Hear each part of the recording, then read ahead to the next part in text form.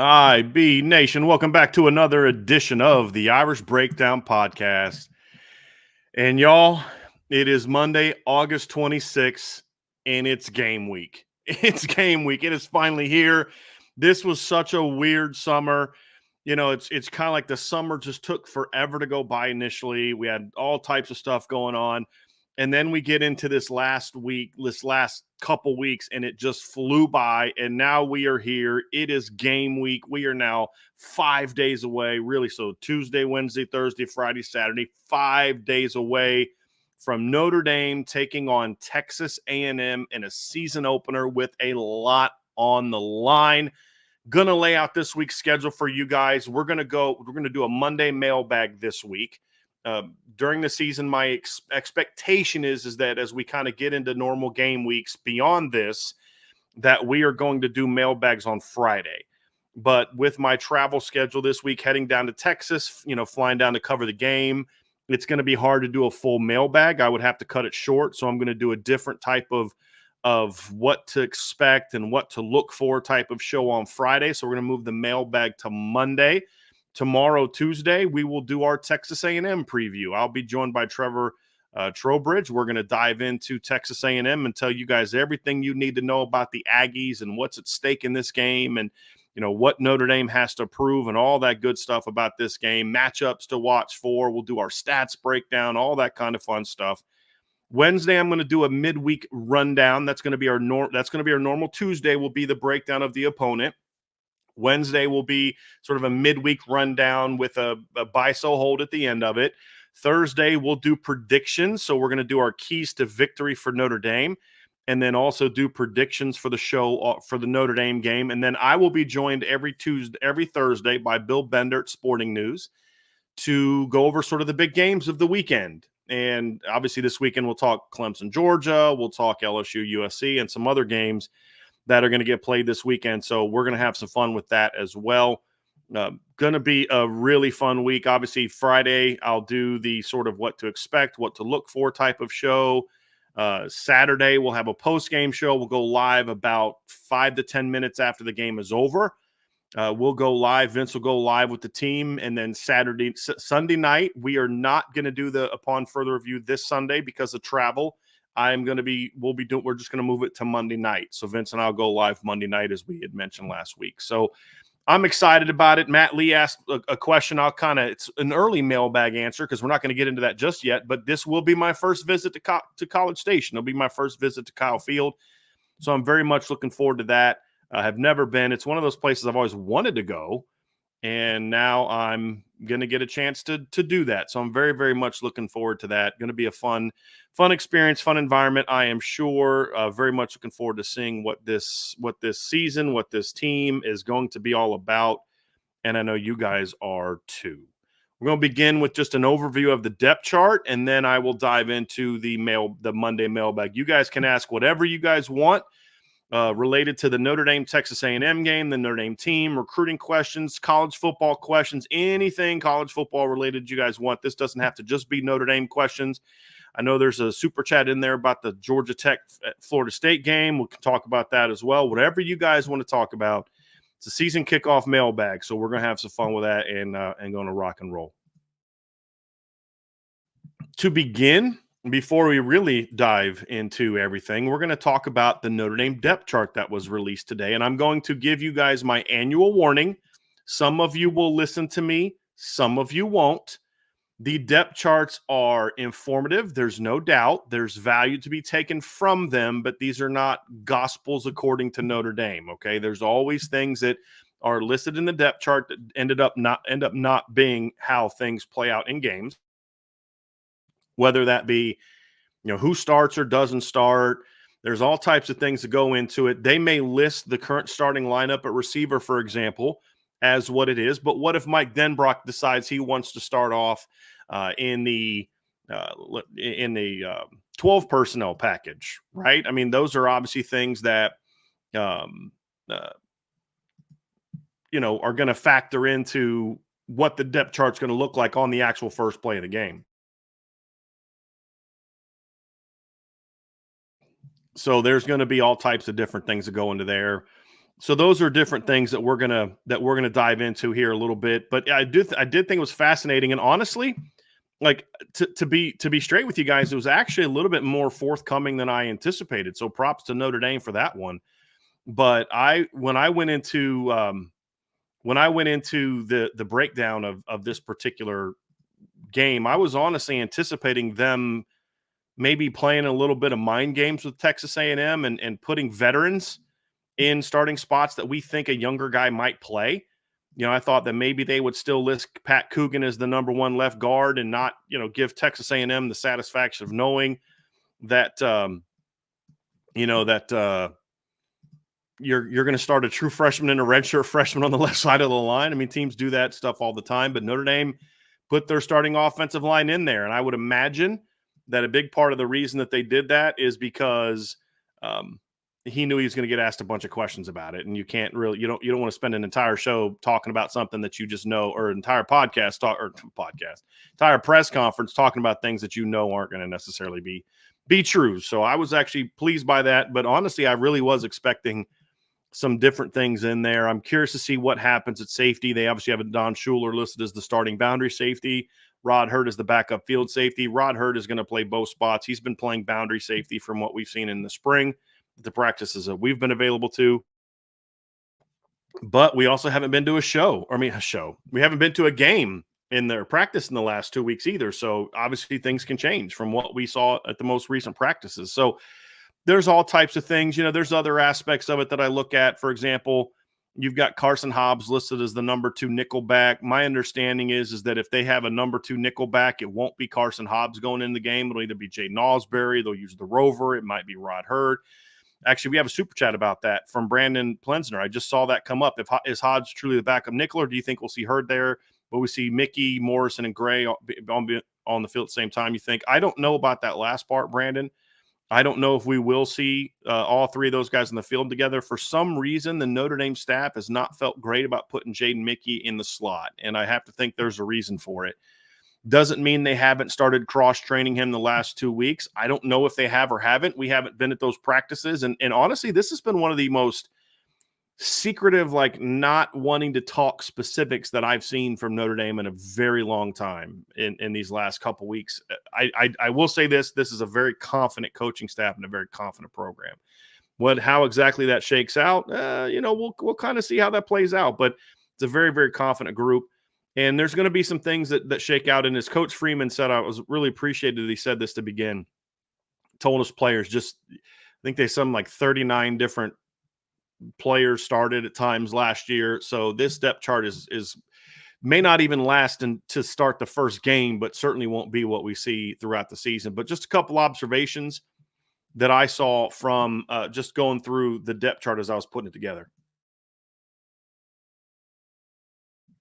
First of all, obviously, quarterback, running back, pretty much what I expected to see. Thought we might see Keidron Young listed in there. Not overly concerned that he's not. Receiver, they have Jordan Faison listed as the number 1 at the field safety position. We'll see if that sticks or not. Chris Mitchell's number 2. You got Greathouse or Harrison at slot, Bo Collins or Jane Thomas at the other receiver. The reality is it really doesn't matter who starts. They're all going to play. We'll also probably see KK Smith. I'm surprised they didn't go 3 deep at some of those spots because I mean they're going to play multiple guys at receiver. We're going to see a very deep depth chart there. And Marcus Freeman, I think it was Marcus Freeman or it was Mike Denbrock. I forget which coach said it. I think it was Coach Freeman that said they wanted to go 7-8 deep at receiver in games. Now we'll see if they do that in the open or not. We'll see. Listed 3 tight ends.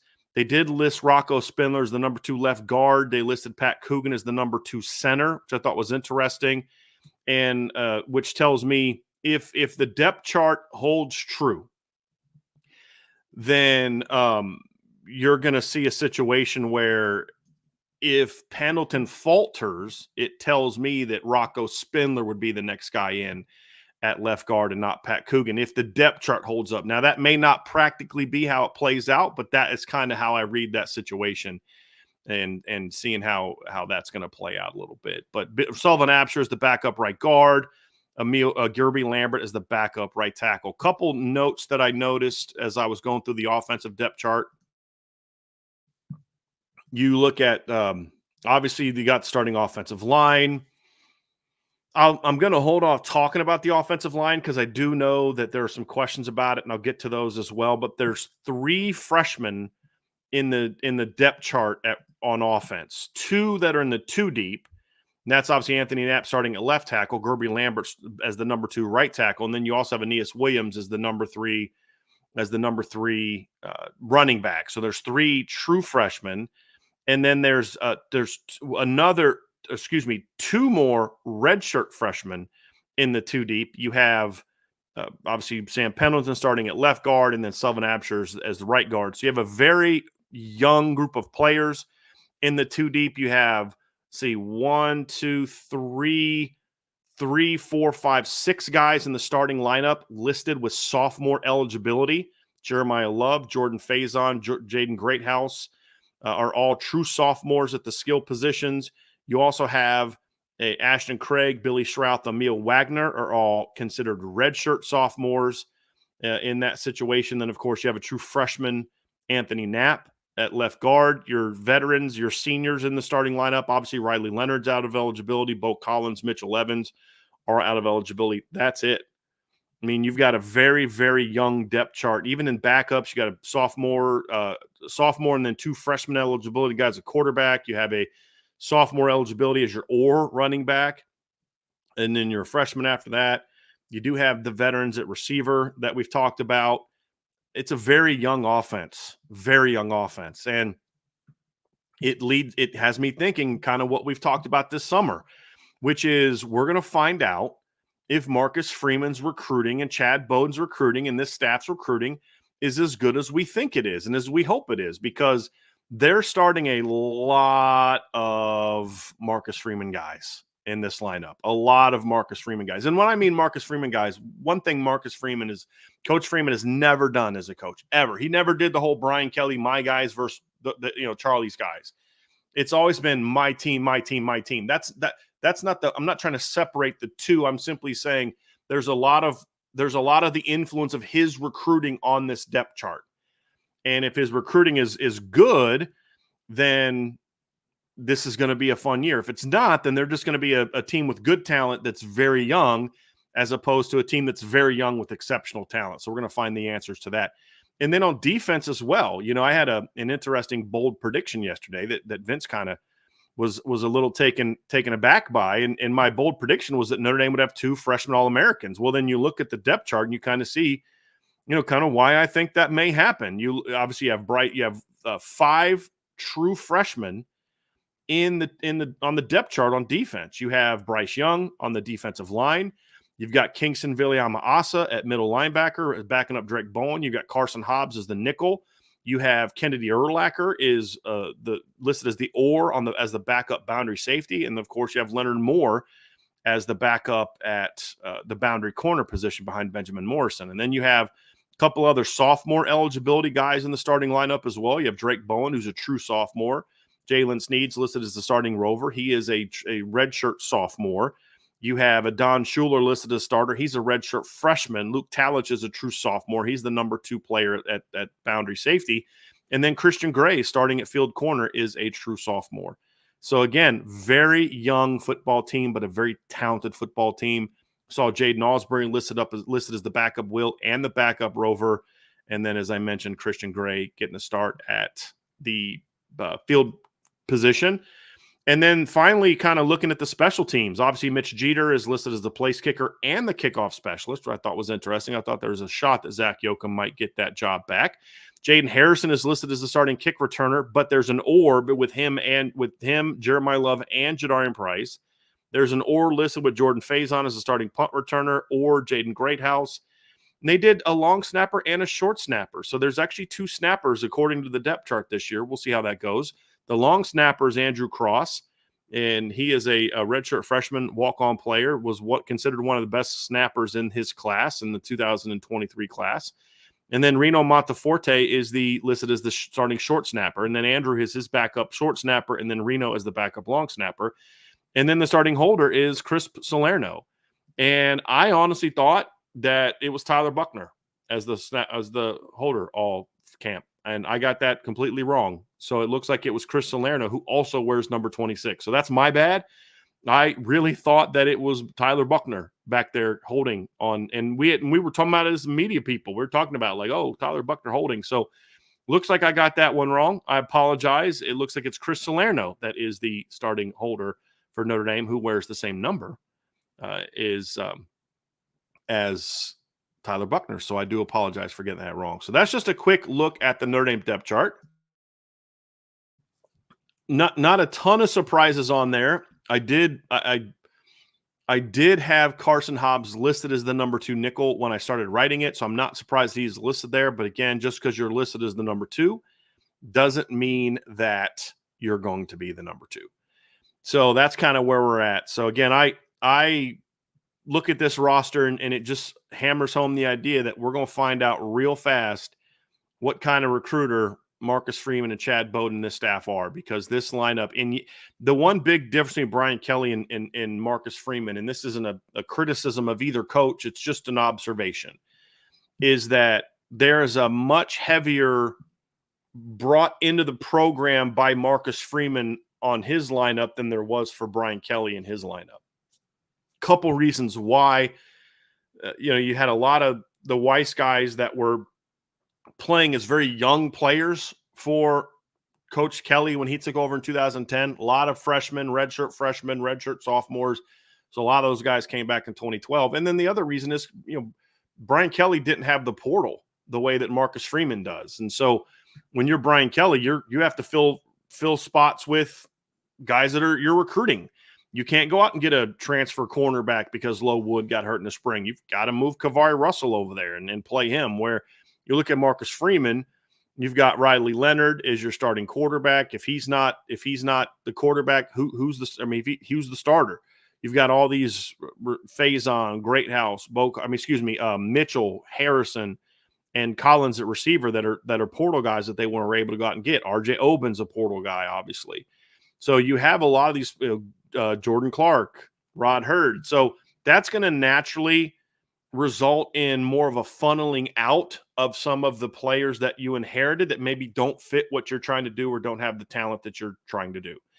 And so, again, this isn't a criticism of Brian Kelly. It's not a praise of Marcus Freeman. It's just an observation of how much times have changed, because Brian Kelly could only rebuild that team through high school recruiting.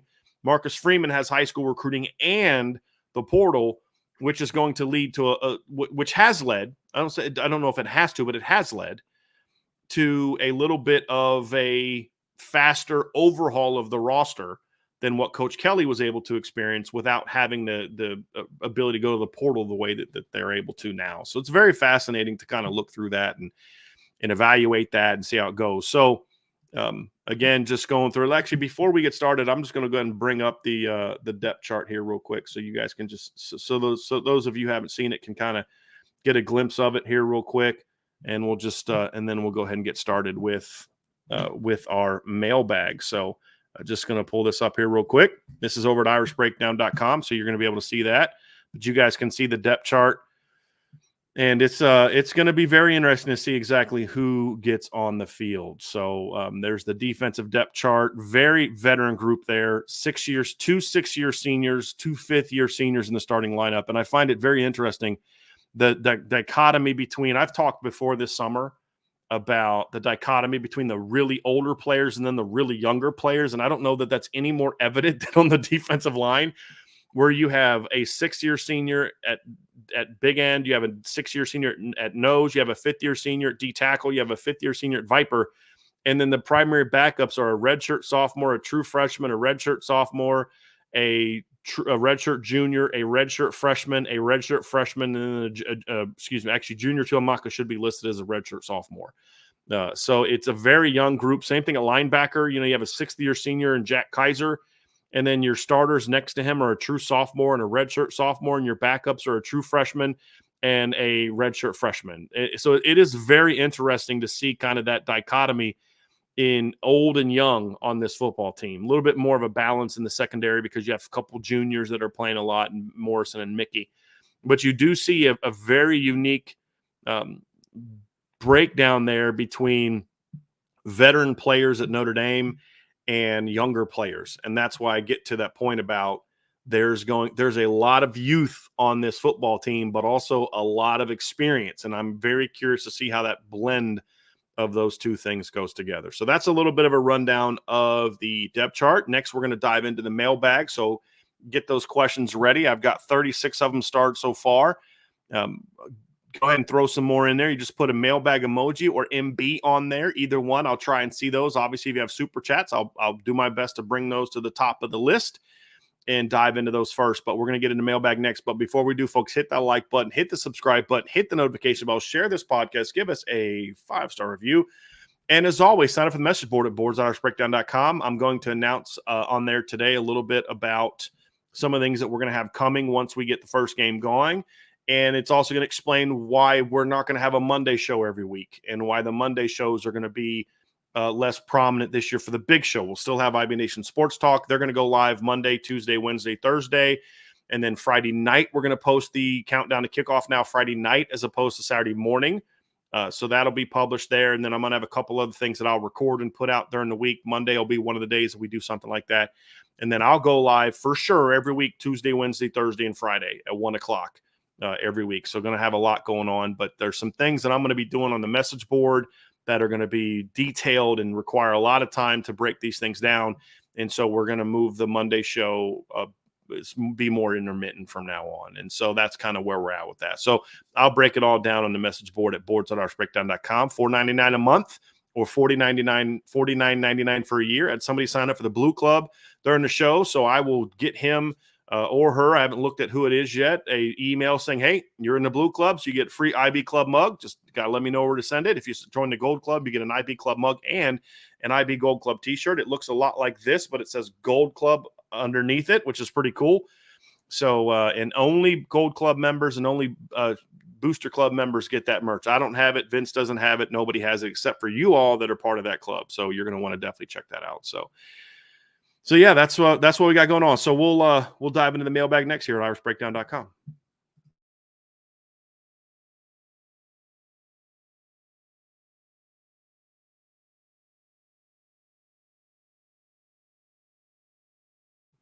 Okay, time for our mailbag. We are going to have our season kickoff mailbag. I'm very excited about this. I'm very curious to dive into all y'all's questions. We've got some super chats we're going to dive into first. But again, throw an MB or a mailbag in there, and we'll dive into that. People asking for Ryan's predictions. Do not ask Ryan's predictions in the show. Ryan will have a chance to give his prediction later in the week. So calm down. It's Monday, folks. We're not diving into predictions yet. We'll do that on Thursday.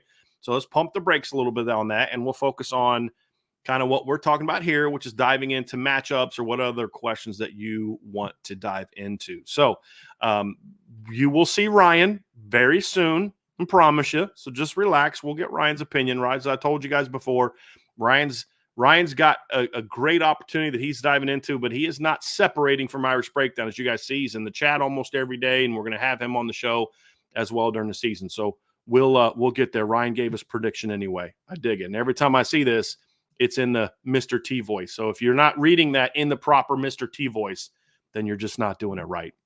So let's dive into some questions. And we have a super chat from AST12321. Thank you for your super chat very much.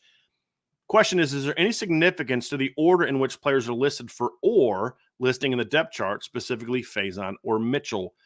I don't know that there's any significance other than the fact, like at first when I saw the depth chart and I saw Faison listed for Mitchell, I was like, well, they're probably just listing because I saw that one and then I saw Greathouse or Harrison.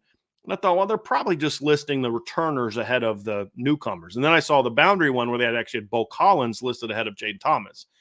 So there's two things that could be there. One is that's the order they decided to go at it with. Or number two, in the last couple of weeks, Jordan Faison has kind of earned the nod to start.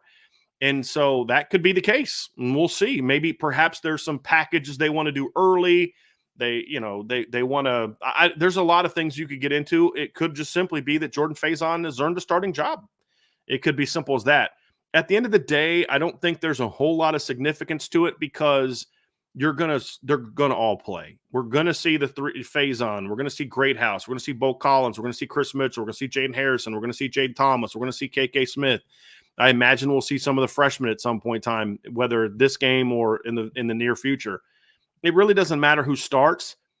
There's going to be packages and things that they like for each receiver. There's going to be concepts and things that they want to do matchup-wise with each receiver that are going to allow them to all have a chance to impact the game. And then the other part of it, too, is you're going to see in games where a guy's hot. And, Jordan Faison's just dominating this matchup. Say, hey, we're going to ride Jordan Faison a little bit. There's going to be other times, looking at it from the coach's standpoint, where Chris Mitchell's hot. So you got to say to yourself, hey, we're going to ride Chris Mitchell. There may be games where Jaden Greathouse or Jaden Thomas is just ripping somebody up. So it's like, hey, look, Bo's our starter, but man, Jaden is just dominating this matchup. So let's go with him. There may be times, when you're looking at it from a coaching standpoint and say, hey, look, we think this game that we can have some success with this screen game or some jets or some different things like that, where we can just really outrun this team to the perimeter.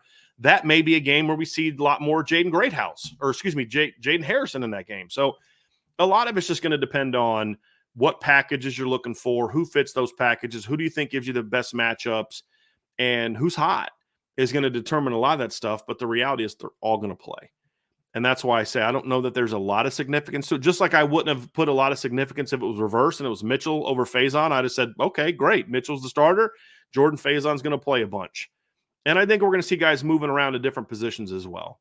And that's going to be a big part of what Mike Denbrock has done in the past. And so I anticipate, again, this is a prediction, not a saying this is what I've been told or what I've seen, because we really haven't seen a whole lot. It's just going off of what he's done in the past, which is moving guys around a lot at the receiver position.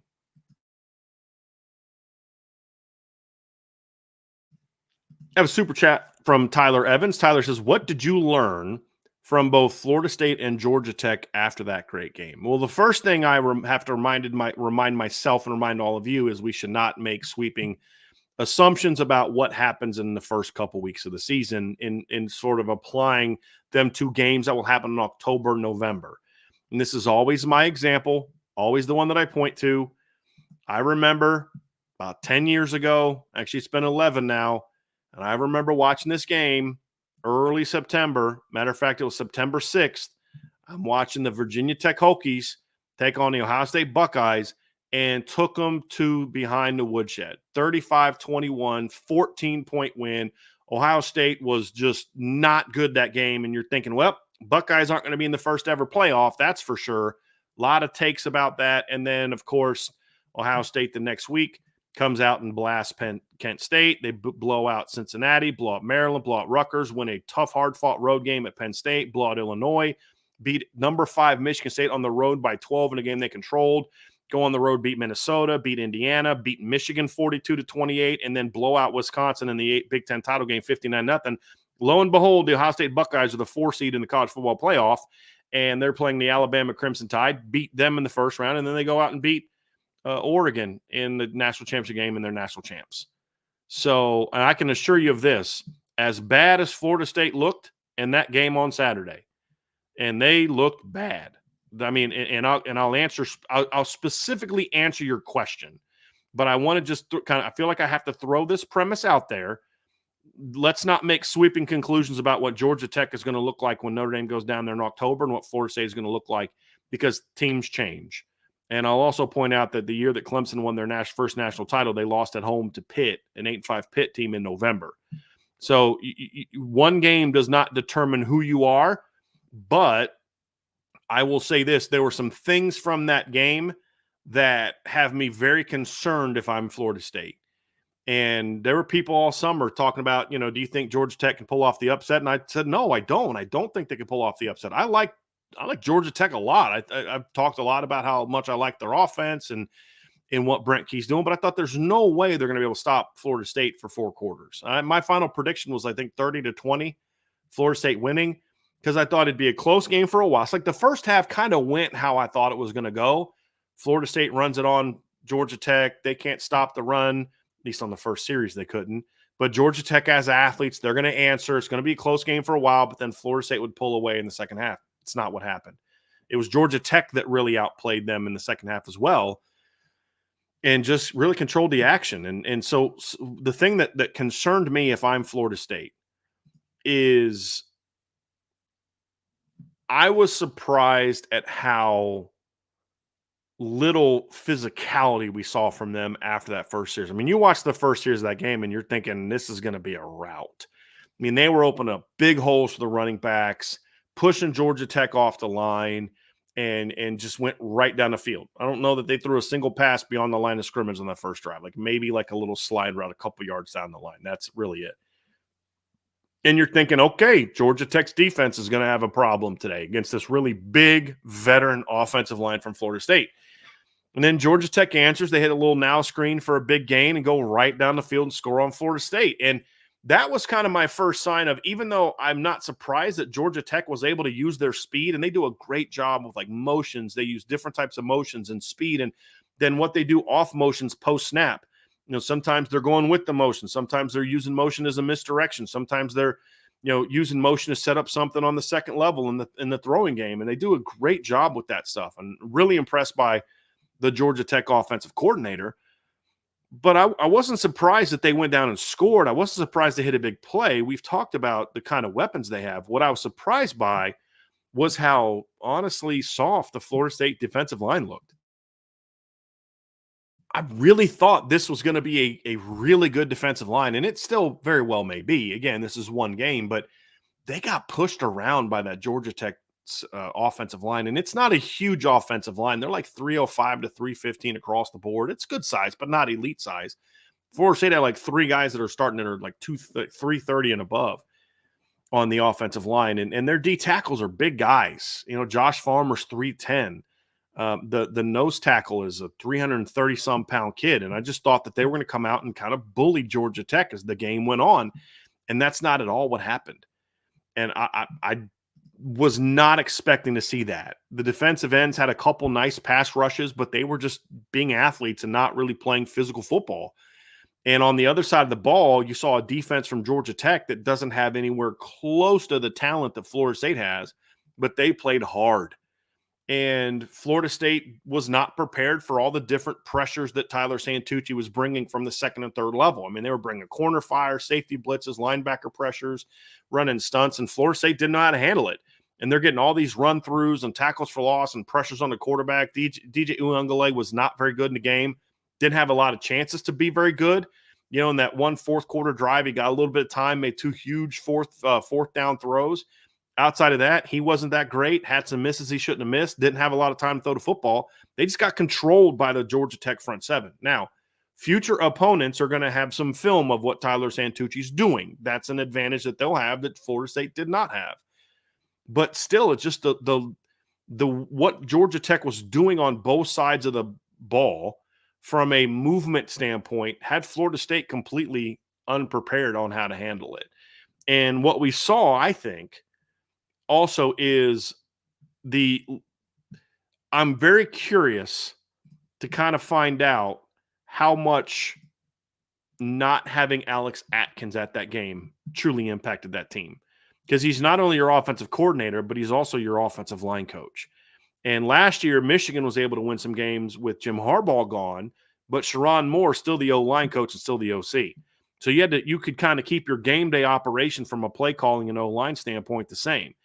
This team was not able to do that because Alex Atkins wasn't at the game. So, like, how much preparation did he help put into the game plan? And how did that impact that first drive where they went right down the field and scored?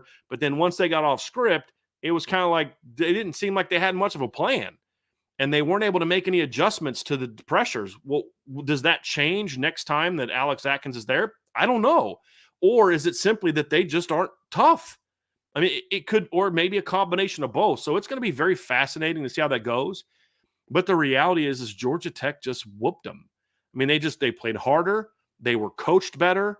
They made plays when they needed to make plays.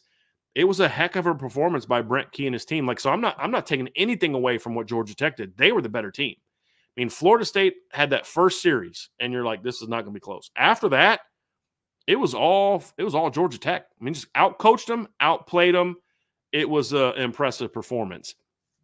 I want to see Georgia Tech repeat that, but what we had said this summer was Georgia Tech could be a better team than they were last year, but not have a better record because of how hard their schedule is. If they play like this against some of those teams, they can end up not only being better than last year team-wise, which we expected, but now they could also still be better record-wise. And I'm very curious to see how that plays out because I was very impressed by them. And the thing I like too is Florida State did not handle circumstances well. Like it rained in the first half. That hurt them. They weren't able to counter that. Georgia Tech was. When Georgia Tech counterpunched, Florida State would kind of not handle it very well. And that's why Georgia Tech took a lead. Every time Florida State answered, Georgia Tech answered right back. And so you saw a team that was far more poised and a team that was tougher beat the team that has more physical talent. There's going to be a lot more high draft picks on that side than the other side. The one thing that I will say that I kind of got right about this game, I told you all Jamal Haynes is really good at running back. We told you guys that. And he's a really good little back. And his best play, but there was the one run, they ran an inside zone, and he cuts back. And they show if you watch it from the tight copy, like there's no Florida State guys on the screen. The hole was that big. There was nobody on the screen.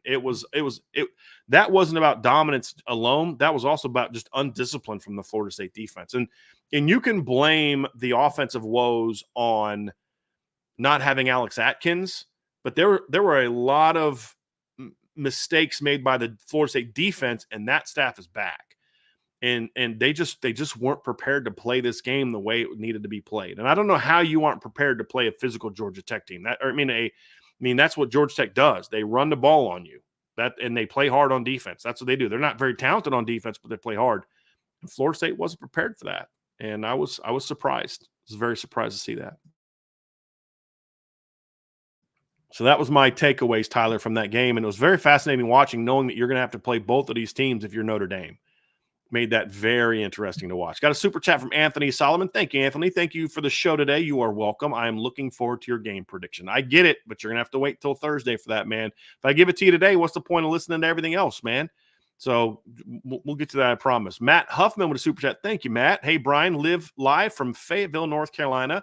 Back on here, rejoined today. Thank you for that, Matt. We're glad to have you on board, man. Very, very much. And, of course, Fayetteville, North Carolina, a place that I spent a year of my life, Vietnam, when I was a freshman at Methodist College. So I'm familiar, maybe not as much anymore because it's a long time ago, but used to be quite familiar with Fayetteville, North Carolina. So thank you for being back with us, man.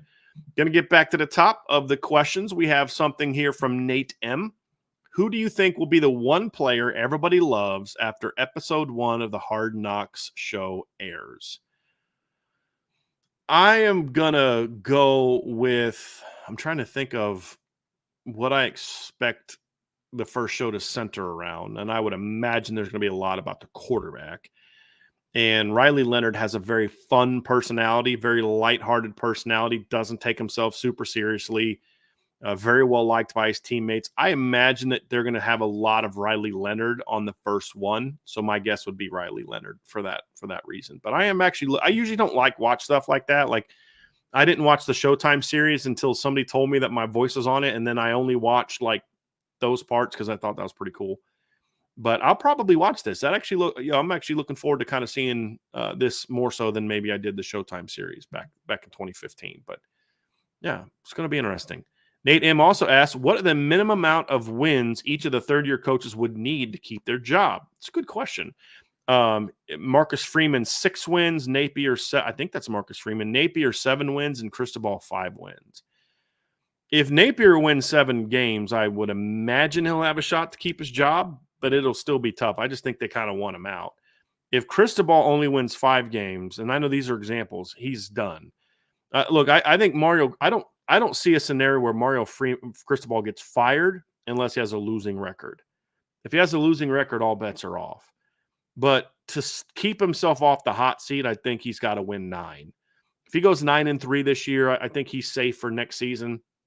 Anything worse than 9-3 is going to be a problem where he won't get fired, but he's going to be on a really, really hot seat next season. So To keep his job, I would imagine 7 wins for Cristobal to keep his job. Maybe 8 keep his job. I'd probably err on the side of 7, and that's regular season wins. For Marcus Freeman, he's not getting fired unless they have a losing record this year and he does something wrong. He won't get fired after this year, nor should he get fired after this year. So I don't know that, 5, 6 for Freeman, but I think Cristobal's seat's a little bit hotter than Freeman's is, and Napier's is scalding hot at this point in time. So I'm going to go with that one. John A1 with a question. John asks, the Indy slogans to describe its identity and scheme have been, we are a run, play, action team. We're going to run the ball and run, play. John, I don't think that you meant to say PlayStation there, but I'm not quite sure what word you meant. But we're going to run the ball and stop the run. Is this year the first year where Indy has a passing ID? No, I don't think so. Number one, they say that, but we've also heard Al Golden say that being a dominant run team is not his top priority. I mean, Notre Dame's defense last year, if we're going to talk about this, Notre Dame's defense last year was one of the very best in the country. It was Notre Dame and Michigan were the 2 best pass defenses in the country last year. Notre Dame and Ohio State's in their top 5 group as well. But Notre Dame ranked 3rd last year in yards allowed per game. They led the nation with the lowest passer rating. They were the number 2 team, Ohio State, was closer to the number 3 team, Michigan, than they were to number 1 Notre Dame. They tied for the fewest touchdowns allowed last season. They ranked 3rd in fewest yards allowed per attempt. They ranked 2nd in lowest completion percentage allowed. So they were in a dominant pass defense last year. And I expect that to continue. And I think that's something that Al Golden has focused on a lot in building this defense, because that's kind of where you need to be. Offensively, again, John, I guess I don't really view identity as we're going to run more or throw more. Identity is more about how you play. Identity is more about, are you physical? Are you disciplined? Are you aggressive? Are you a counter puncher? Do you take punches? Those are all things to me that figure more into what your identity is, as opposed to your run pass emphasis. But to stick to a run pass emphasis, I think Notre Dame tried to implement a passing identity last year. And you look at early in the season, they were pretty good throwing the football early in the season. I mean, Sam Hartman, to start the season off last year, went out there and averaged 10.1, 11.2, 11.9, and 12.2 yards per pass attempt in the first 4 games. He had 15 touchdown passes. Actually, he didn't have 15 touchdown passes. The offense had 15 touchdown passes. Sam Hartman had 13 touchdown passes in the first 4 games to no interceptions. I mean, he didn't throw his first interceptions till the Louisville game. And he had 14 touchdowns and no interceptions at that point in time. And then the rest of the way, he threw 10 touchdown passes and 8 interceptions in the last 6 games of the year for him. So I think Notre Dame tried to establish that last year. I think this year might be the first year where it's a little bit more effective. And because you have, there's a host of reasons why, but I'll say this. If your focus is on scheme, Jared Parker had stuff he liked. Mike Denbrock has stuff he liked. The question is going to be who's better implementing it. And that's where a lot of my focus on why I think Mike Denbrock is an upgrade over Jared Parker, not just from, track record's part of it, but the other part of it is it comes down to he knows what he likes and he's really good at getting what he likes to work. It's not just as simple as, okay, we love throwing slot fade. All right, cool. But what looks are you going to throw it against? What situations does it work best? What are the formations this week where you got to use it best? Is this a 3-by-1 week? Is it a 2-by-2 week? Is it an empty week where you got to run it? Is using motion more effective in getting it working this week? Is the other team going to react to who we have lined up where? So like this week, having Jaden Greathouse be that slot fade guy is going to work because the way they're going to play that. But in other weeks, they're going to overplay Greathouse. They're going to underplay this. So maybe you line up in a certain look and you motion Jaden Greathouse away and then you bang the slot fade back to it because of the way that they react to motion, away from the guy that they perceive to be something different. There's all types of different things to go into. Yeah, this is the identity we have. This is the stuff we like. These are the schemes that we're going to work. But if you don't know how to use it, when to use it, and to put the right people in position to be successful with it, then it's not going to work. And I think that's where you're going to see a bit of a difference, in my opinion, from Mike Denbrock, is there's going to be a greater emphasis on this. Plus, one of the issues they had last year was the receivers coach and I was told about this all year, did a very poor job of making sure that the right guys were in the game when they had certain calls they wanted to go with. Mike Brown will not have that same problem. A, he's just a different guy. B, he's more experienced. And C, he's coached with Mike Denbrock before. They were together for 3 years at Cincinnati. So he knows what Coach Denbrock likes, and there's a much better line of communication there than there was with Jared Parker and Chancey Stuckey. So I think the receivers coach is going to help out with that a lot as well. So I think those are going to be things that we see. But look, Notre Dame still has to be a team that's going to go out there and run the football. The one thing that Notre Dame always has to be is a line-driven team. That's something that Marcus Freeman says that I wholeheartedly agree with and believe in. I just don't think that you can be a great team and get dominated on the run, but you don't have to be a top 5 run defense like you used to be to really win a championship. And, unless you have an elite offense, I think you have to be good against the run. And Notre Dame was good against the run on last year on defense. They got to get better. But offensively, I have a hard time seeing Notre Dame being a team that's going to go out there and throw the ball around all over the yard every day, all day, and not run the football and be a champion. I just don't think that's who Notre Dame is going to be. So I think balance is going to be an important piece of it. But I do think you're going to see more intentionality and purpose to the pass game this year than what we saw really the last couple of years, where it was just about, this is a great play call, but it didn't really fit. There was no rhyme. I talked about this last year. There was no rhyme or reason to a lot of the stuff they did in the pass game. It was just making calls to make calls. This year, you're going to see a lot more of that. Even stuff where, hey, we're calling this to kind of set something else up. And that's something I definitely think we're going to see a lot more of this season with Mike Denbrock running the show. Somebody said, Andrew Gilmore said, Brian, I hope our offensive identity is opportunistic when then in the red zone we are getting 6, not 3. Again, I don't view that as an identity. That's more about, do you execute, right? Like there's not a team in the country that goes into games and says, we definitely want to make sure we get field goals when we get in the red zone, not touchdowns. Everybody desires to do that.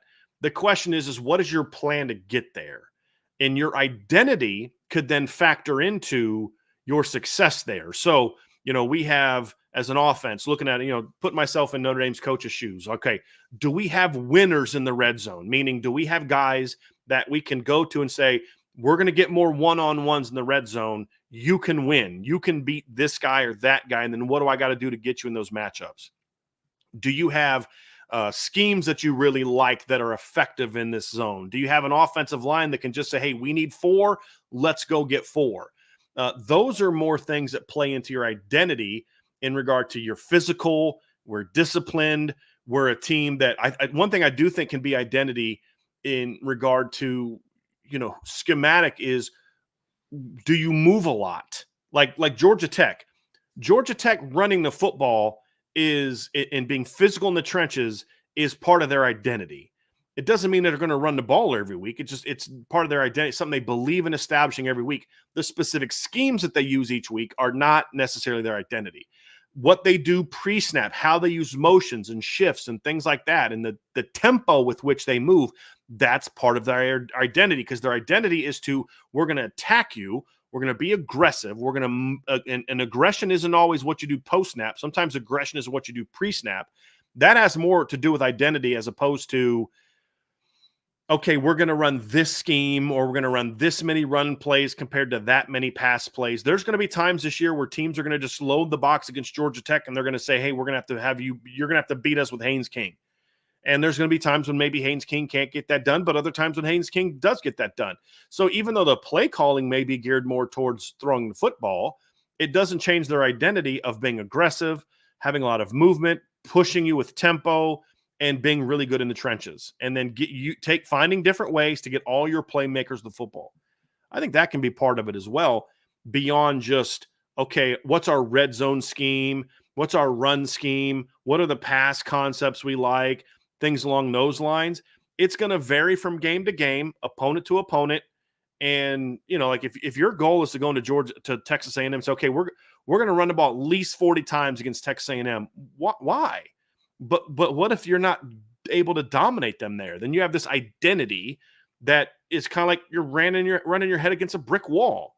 If you have matchups on the perimeter that favor you better than what you have in the trenches, why do you have to just beat your head against the wall to say, hey, but we're a running football team? No, we're an aggressive football team that's going to do this, that's going to do that. It's going to put you in binds. And those are things that have a lot more with identity than what percentage of pass plays you run to run plays and things along those lines. It's just about being aggressive, being physical, being someone who cares about attention to detail, like doing things a certain way. And I had a friend of mine who's a high school football coach, has done a really nice job at his high school team. And he was asking me, like, what do you do to create competition as a coach? And I said, look, there's some drills that you can do and some things that you do. And I gave him some ideas. I really like, one-on-ones and situational football. And I like things where you competition. Me and the DB coaches a lot of times would kind of talk trash to each other just to kind of get guys fired up, make a competition, like, let's get at it. But I said, but look, at the end of the day, competition is not a drill you do. It's a mindset. It's a mentality. And that's what Coach Freeman, when you talk about why does he say challenge everything, it's a mindset. It's a mentality. It's everything you do is built around making it competitive, whether it's who gets into the film room first, who's first at the meeting, who asks the best question of the day. Like, you've created the right mindset in your players. Like, here, I'll give you an example. So when I was at Duquesne in 2003, had really talented pass catchers, and they knew they were talented, but they were just kind of primarily pass catchers. And so we had to instill some toughness because we thought we could be a really good running team as well that year. And so I was really on them a lot about, how they handle run blocking. And of course, being more precise with your route running. Some guys bought into it. Some guys didn't. But my best receiver that year was a kid named Michael Warfield. Only had like 12 career catches coming into the year. He ends up going out that year, has over 50 catches, over 1,000 yards, like 14 touchdowns. Big time year. But we're sitting there in a game late in the year, and he had 100 yards in the game. And we're going through the film, and the only time Michael ever spoke up in the meeting was when he had a great block. He's like, Coach, wind that back. Look at that. I drove that dude in the sideline. Because we had created a mindset every day that we're going to compete, we're going to get after it in that particular area. And it got to the point where he didn't care if he had 6 catches for 150 yards. The only place he wanted to wind back in the film room were watch me not drive that corner into the sideline. Watch me plant that guy on the ground. Watch me get after that guy in the run game. Because it was about competing every day. And he had bought into the notion that if you're just faster than that guy and a better route runner, you're going to beat that guy. But I want to see if you're man enough to go toe-to-toe with that guy on the perimeter and kick his butt. And you just do it every day. And so that stuff's more important to me than, okay, what play call are you going with here? That stuff's important, but that's not an identity. That's just a scheme. And it may not be what you run in the red zone next week. It may not be what you run in the red zone 2 weeks from now. But the emphasis on competing for the football, playing hard, attention to detail, using tempo, using motions, using isolations, all those type of things fit more into what your identity is than specific scheme. And so that's kind of how I would address that one. That's a good question, John, and good follow-up by Andrew. John also asks, how do all the new offensive line personnel changes affect the running backs? Hypothetically, if the O-line blocked the play as designed, but an O-line gets to his assignment faster than the previous guy does it, mess up the timing, or can it be distrusted the practice, or can it I would say throw off the practice track of the backs? It can, but it's not so much, John. It's a very good question. It's not so much about are they faster as more of a are they sticking with the block on the proper time? I'm more concerned with the timing in which an lineman gets off of his double team than I am how fast he is to get to his block. Because as a running back, you don't necessarily read I'm reading, you're reading a block, but your aiming point's different. Your track, as you mentioned, your track is different. So like when I'm running stretch, say I'm out of the pistol, I'm running stretch. My aiming point is going to be either the outside butt of the tackle or the inside hip of the tight end, depending on how you're running, how you're teaching it. So like my guy is getting it. He knows this footwork, he knows the tempo, and he's got his eyes on that track, and he follows that track until his read tells him to bounce or cut vertically. I mean, that's what you do. If you have a guy that does that slow and a guy that does that fast, can that impact the back? To a degree, but it's really just about when does the color flash, right? So if I'm running inside zone and my backside center and guard just quickly blow that guy up, then I see green, I'm hitting it. If I see a guy, I'm making my read and I see that color flash backside, doesn't matter how quickly it happens, I see color, I'm staying front side on this run. And so what matters is the timing is important, but it's not so much about the speed. It's just about, the block, how quickly they happen. Because sometimes the defense can dictate how quickly something happens to you, and you've got to be ready to handle it a little bit quicker. What I would say, what really can impact it is what kind of movement do they get? That to me could be a little bit more of an impact on the timing for a back than speed. And what I mean by that, John, is if you have a couple big offensive linemen and they're slow, but they get a push, they move that guy off the ball. As a back, I know I'm staying on my track, I'm getting downhill, and I'm staying on that track till I am ready to cut that sucker. Because I talk about this on the other side of the ball. What do I always say when I'm talking about run game and stuff? You want to force that back to cut as far back as possible. So as I'm a back, I want to stay on my track and I want to get downhill as long as I can and then cut off of that. But if I got two really athletic guys who are fast and they're just kind of stalemating at the line, then they're forcing me to make a decision sooner than I want to. That's really when the problem comes. So it's more about the movement that they get or lack of than necessarily the speed in which they get to that. That would be kind of how I view that one. So really good question so far, guys. Love the detail. Got one from Stonador. What is the lowest seed an undefeated Notre Dame team can get? I could see a situation with a 12-1 SEC and Big Ten runner-ups barely dropping in rankings, leaving Notre Dame at 7. Highly unlikely, but still a possibility. That's a possibility. I would say it is unlikely. It's unlikely to happen. If Notre Dame is undefeated, I have a hard time seeing them below 5 or 6. Is there a scenario where 12-0 Georgia plays 12-0 Alabama or 12-0 Texas or 12-0 Oklahoma or 12-0 Texas A&M some year, and they play a down to the wire game, and one's ranked number 1, one's ranked number 3, and Notre Dame's ranked number 4, and the number 3 team wins on a last second field goal, and the number 1 drops but still is ahead of Notre Dame? Sure. So I could see that dropping Notre Dame to 6. But it's highly unlikely, in my opinion, that that's going to happen in both leagues, in my view. I just don't see that being something that we're going to see with any regularity. But it's possible. But to your point, am I going to say that there's never a chance you get to 7? No, there's a chance. But it's definitely something that I expect to be a very, very, very, very, very rare occasion. And more often than not, an undefeated Notre Dame team is going to be a 5 seed just because of the schedules they play.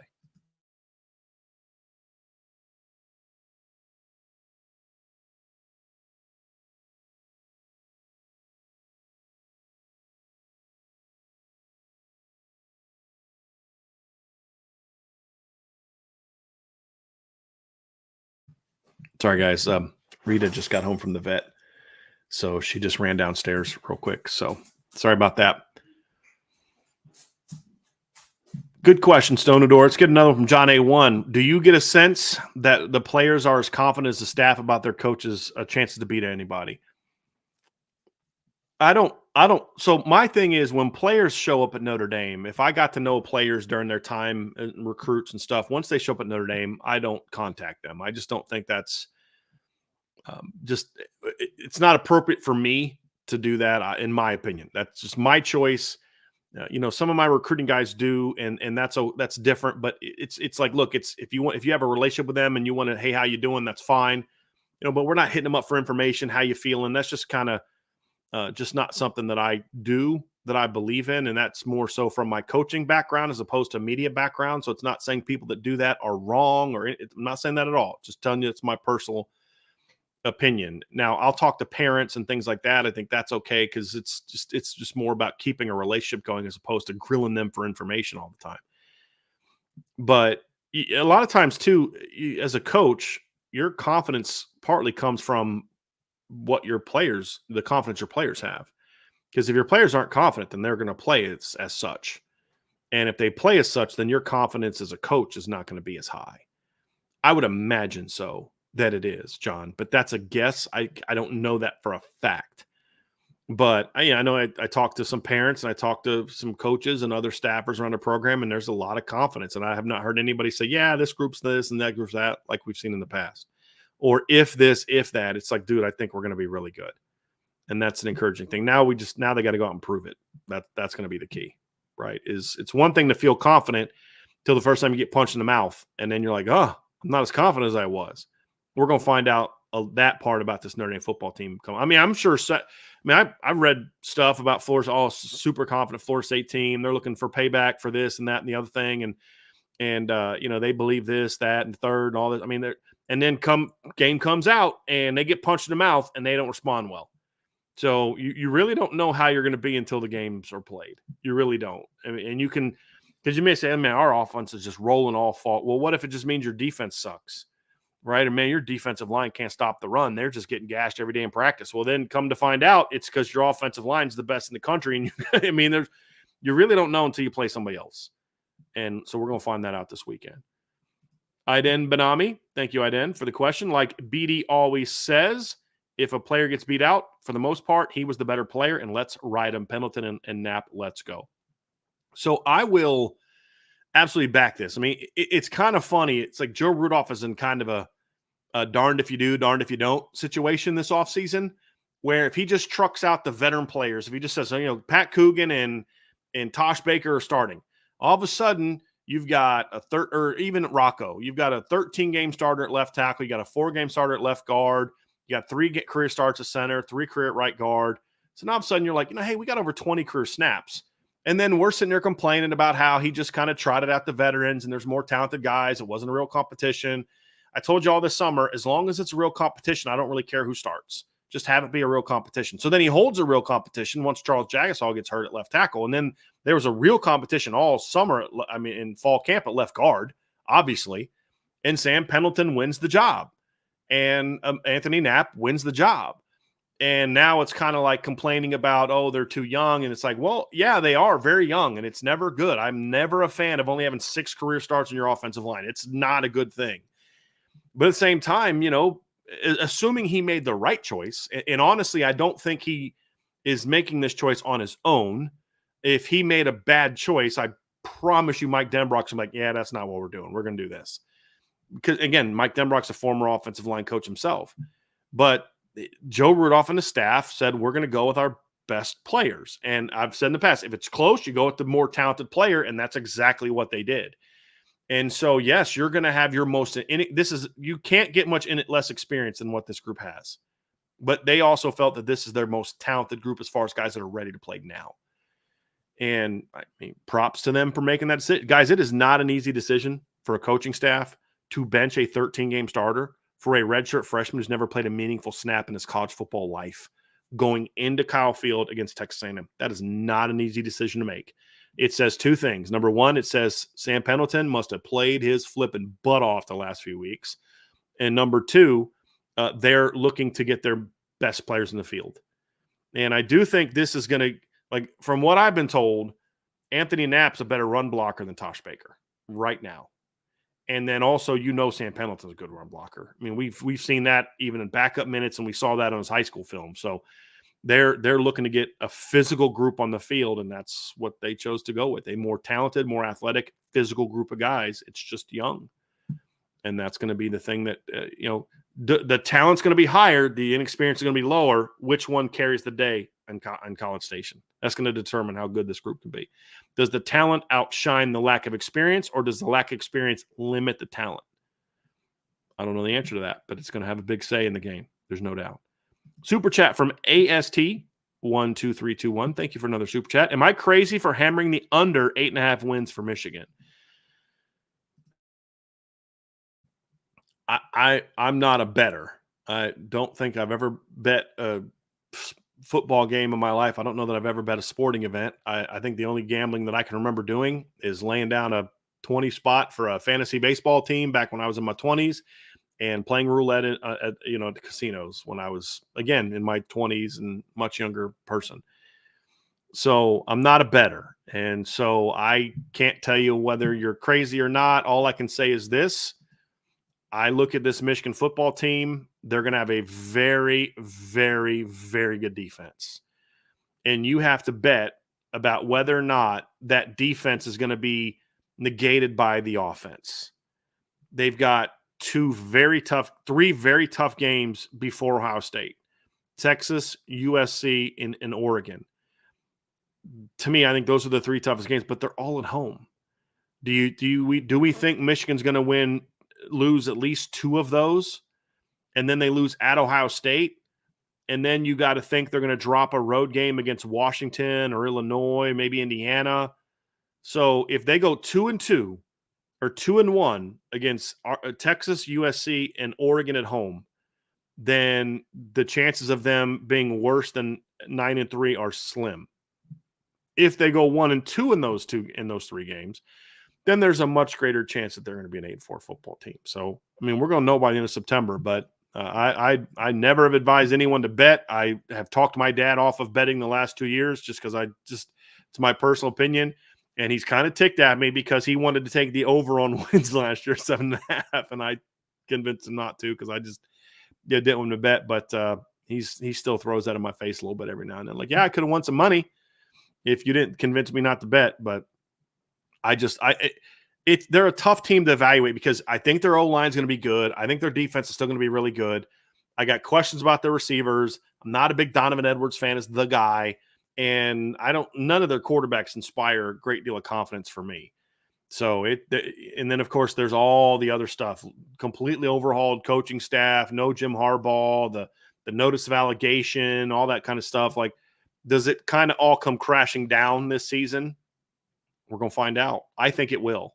But I also know some people who I know and respect who know football who think that Michigan's going to be good. And I just don't see it. I don't see it because I think their schedule's too tough, and I think there's I could see Michigan losing games this year 13-10, or their defense plays really, really well, and but they can't score. So I do think things fall off a little bit for them this year compared to last year because their schedule's so much tougher than it was last year. And then again, let's not discount how good of a football coach Jim Harbaugh is. That cannot be discounted for who this football team is. So good question there. Let's get to some more here. John A1, Coach Freeman praised the strength conditioning staff for coming out of camp with less strains and one concussion going into the season. Is this a good sign towards November, January success?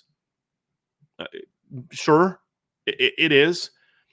It doesn't necessarily mean it's going to be good in November through January. So November, December, January. It could just mean that they're in a position where they're a loose team and they're not pulling a lot of muscles. I think the concussion thing has a lot to do with so many guys are wearing the padded helmets. Does that change when you get to games and they're not wearing padded helmets? Are there more here's my fear, and I have no scientific evidence of this, but my fear is when guys have been wearing these padded helmets all summer and then they take those off in the game on Saturday when your adrenaline is high and it's hot and all these different things that kind of go into what make game day unique. And this is the first time you've actually had a real helmet-to-helmet collision. And does that raise the number of concussions that happen on Saturdays? That's a concern I have. I hope it doesn't become the case. So there's just that it's a good sign so far. So like Coach Landau and his staff have passed step one of the evaluation process for a strength coach. Now we need to find out if they can pass the others. But it's not a bad sign. I just don't know that it definitely means, okay, they're going to be good to go then. Because being loose and agile does not necessarily mean that you have great endurance or that you're going to be able to hold up over the course of an entire season. It doesn't necessarily mean that. Hopefully it does. But as I've said before, I just want to see this whole season play out before I start making sweeping conclusions about the strength staff in either direction. And that would be true if they had a large number of injuries in fall camp. Sometimes that happens. It's just bad luck. Let me see how the season plays out. And that's going to be the key.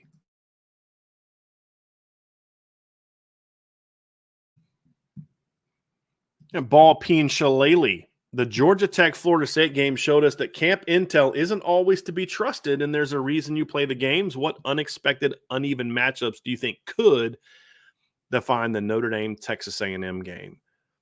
Well, the skill matchups that aren't getting much conversation. A lot of the talk has been about O-line versus D-line on both sides of the ball. Whose receivers play the best? Whose receivers make the most clutch catches? Whose receivers compete for the hardest for the football? Is it A&M's big kids? Because A&M's got big receivers. Or is it Notre Dame's faster guys? Outside of Bo Collins, Notre Dame doesn't have a lot of great size. Jaden Thomas has girth, but he's not a super big guy. He's like 6'1.5". Bo Collins is really the only long guy they have. Then you have the tight ends. Okay.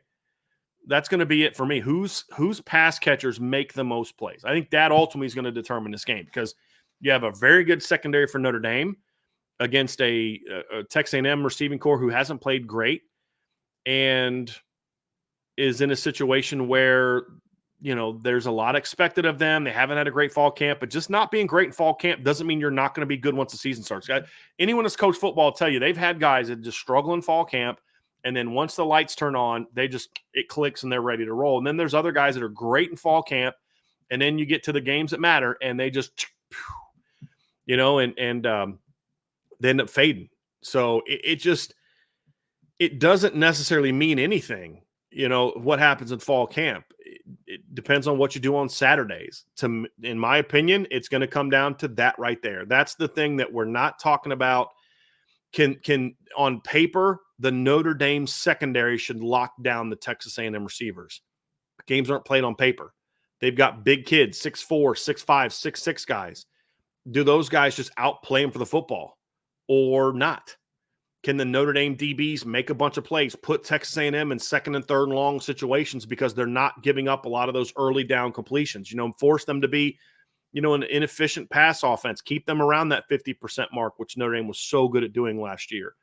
Those are all going to be things that have a huge factor in how good Notre Dame is going to be this year or be in this game. Is can they force Texas A&M to win with their line, meaning running the football, going into games and having to complete long passes down the field where they've got to protect their quarterback. Those are all things they're going to factor into it. But if they're out there making tough boundary catches and outplaying guys for one-on-ones in the football, those are things that are going to be a problem. Those are definitely going to be problems. I mean, look, Notre Dame didn't give up a whole lot of passing yards to Louisville last year, but Louisville completed 70.8% of their passes. They were getting quick, short throws that were helping them stay ahead of the sticks.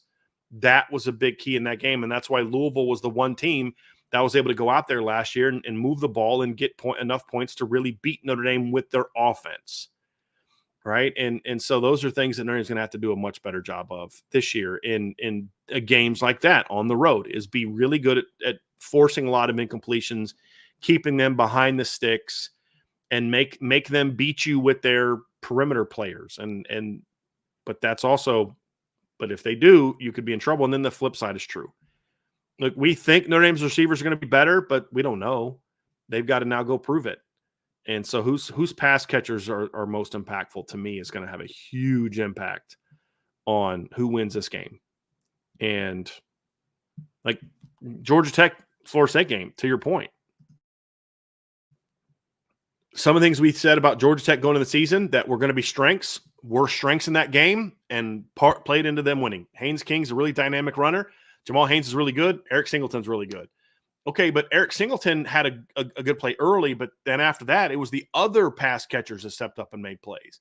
It was the O-line playing well. It was the defense playing better than expected. And then on Florida State side, it was like, look, we don't know how good their receivers are going to be, and they weren't.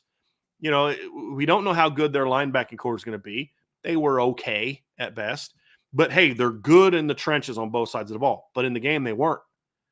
So it's going to be very interesting to see how it plays out. But I really think it's going to come down to having to go into this game and say your skill players have to outplay their skill players. That is the thing for the Notre Dame offense that could completely negate any disadvantage you may have in the trenches. Tommy Guns, now that the depth chart is official, do you see the coaches keep any specific players on snap counts week one? No, I don't. I mean, when I think snap count, Tommy, just in my head, when I answer this question, it has more to do with guys that maybe are Mitchell Evans, who's limited, Benjamin Morrison, not limited, but coming off injury.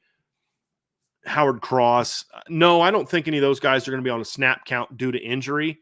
What I do think you're going to want to do early in this game, especially, is make sure that you're being very consistent with your rotations on the D line early in the game and receiver early in the game. So that way those guys don't hit that fatigue point too soon.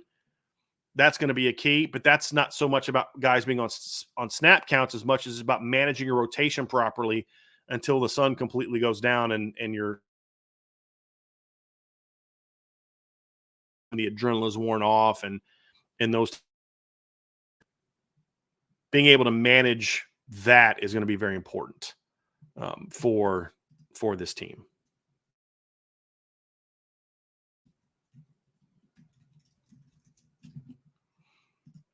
All right, let's get to some more. PA Irish guy with a question here. Much has been made about the defensive lines versus the O lines in this game. Which defensive line has the bigger advantage? Well, that's I don't really know the answer to that question. I can tell you that I believe that Notre Dame has the advantage up the middle against the Texas A&M offensive line. The advantage that Notre Dame has up the middle, in my opinion, on paper, based on film, is greater than the advantage Texas A&M will have up the middle. I don't know that Texas A&M will even have an advantage against the Notre Dame O-line up the middle. Even if Shamar Turner plays inside, he may make some plays, but I think they can make some plays on him. I think Notre Dame is actually pretty good up the middle. The question then becomes the edges. And can the Notre Dame DNs, who are less proven than the interior guys, win that matchup against Trey Zune and whoever starts at right tackle, whether it's Ruben Feathery or somebody else starts at right tackle? I don't know the answer to that question. Can the Texas A&M edge players, who we expect to be dominant, are they going to be dominant? Or are we going to see something like we saw in the Florida State Georgia Tech game where their edge players, I thought Patrick Payton and Marvin Jones and the kid from Oregon State were going to dominate Georgia Tech on the edge. They didn't. None of those guys didn't have a sack all game. Didn't have a ton of pressures in that game, to be honest with you. And so it didn't play out that way. Can the Notre Dame tackles hold their own? They don't have to dominate. They're not going to dominate Texas A&M's ends. I don't see that happening at all. It's just hold your water. Don't get dominated. That's the key, is hold your own. And if they can hold their own, I think Notre Dame will have a tighter advantage. The same thing is true on the other side. If A&M is able to control the Notre Dame edge players and run their off-tackle outside run stuff to get outside of the ends, they could – if I'm A&M, I'm running stretch, I'm running toss, I'm running pin and pull stuff where I'm trying to down block on those tackles and try to get that ball up to the second level and create gaps and force their linebackers to make a lot of plays. That's what I would do. And then if Notre Dame brings their run stunts and pressures, there's a chance you may catch one, catch that linebacker crashing, you seal that whole thing inside and you're out the gate. That's what I would do if I was Texas A&M. But if Notre Dame's edge players perform well and are very forceful against the run, whether they're force or spill players, but just handle your job at a high level, then I think Notre Dame is going to win that battle and has a bigger advantage over Texas A&M, because I think Notre Dame at least can handle the inside of the Texas A&M line, which is, again, good, especially when they put Shamar Turner in there. You got Rodis Johnson transferred in from Wisconsin. There's some good football players there. But I don't think the disadvantage is more so on the edge. Can Notre Dame hold their own? That's going to be a big, big, big part of this question. Very big part of this question. And I'm curious to see kind of how it plays out. Salty Virginia Peanuts. Is there a point in game week practice when a head coach knows that the team is ready?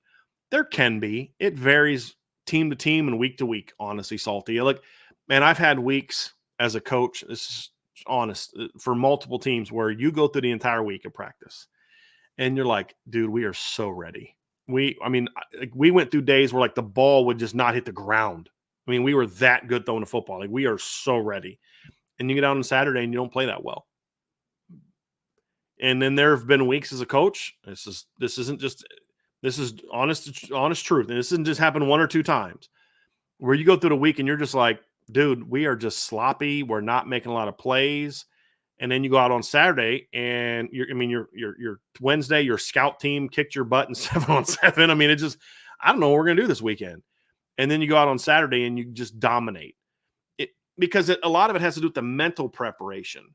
yeah, you were sloppy, your timing, you weren't, but your mental preparation was good. You were locked in, you were learning, you were absorbing. And even though the reps didn't necessarily work out in practice, you went out on Saturday and you played great.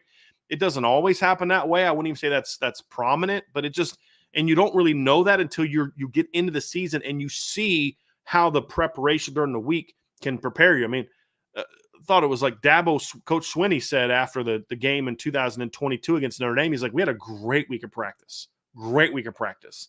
And then they went on Saturday night, and Notre Dame just kicked the crap out of them. It just happens that time. I mean, there's games last year where Notre Dame, I can't remember which game it was. There was one of the losses last year, and I honestly cannot remember what it was, where I talked to one of the coaches before the game. Like, yeah, we had a great week of practice. I think we're really ready to play well. And they went out and laid an egg on offense. It happens sometimes that way. So I think you probably need to get into about probably probably through the Louisville game to have a better chance of saying, hey, I know now how to better read this team, because part of a coach is knowing how to read your team and say, yeah, we were sloppy, but guys were locked in. There wasn't a lot of head hanging. There was communication. Yes, we dropped this, we messed up that, but it wasn't because we were lazy. It wasn't because we weren't in it mentally. Our timing was off. But guys were locked in, attitudes were good, communication was good, encouragement was good from the player level, and they're ready to go.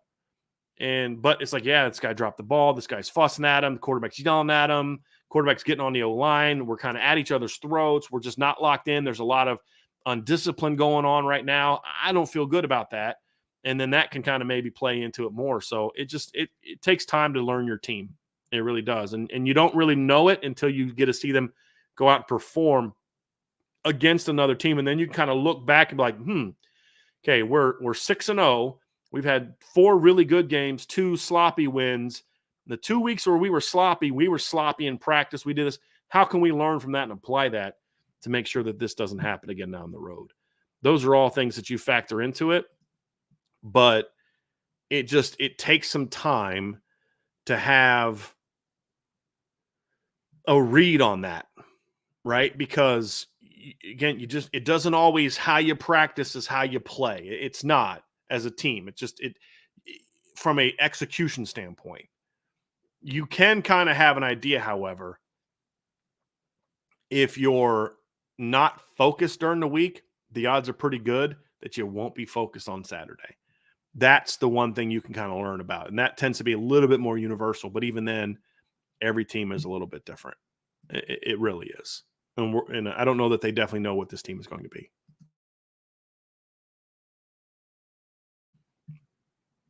All right.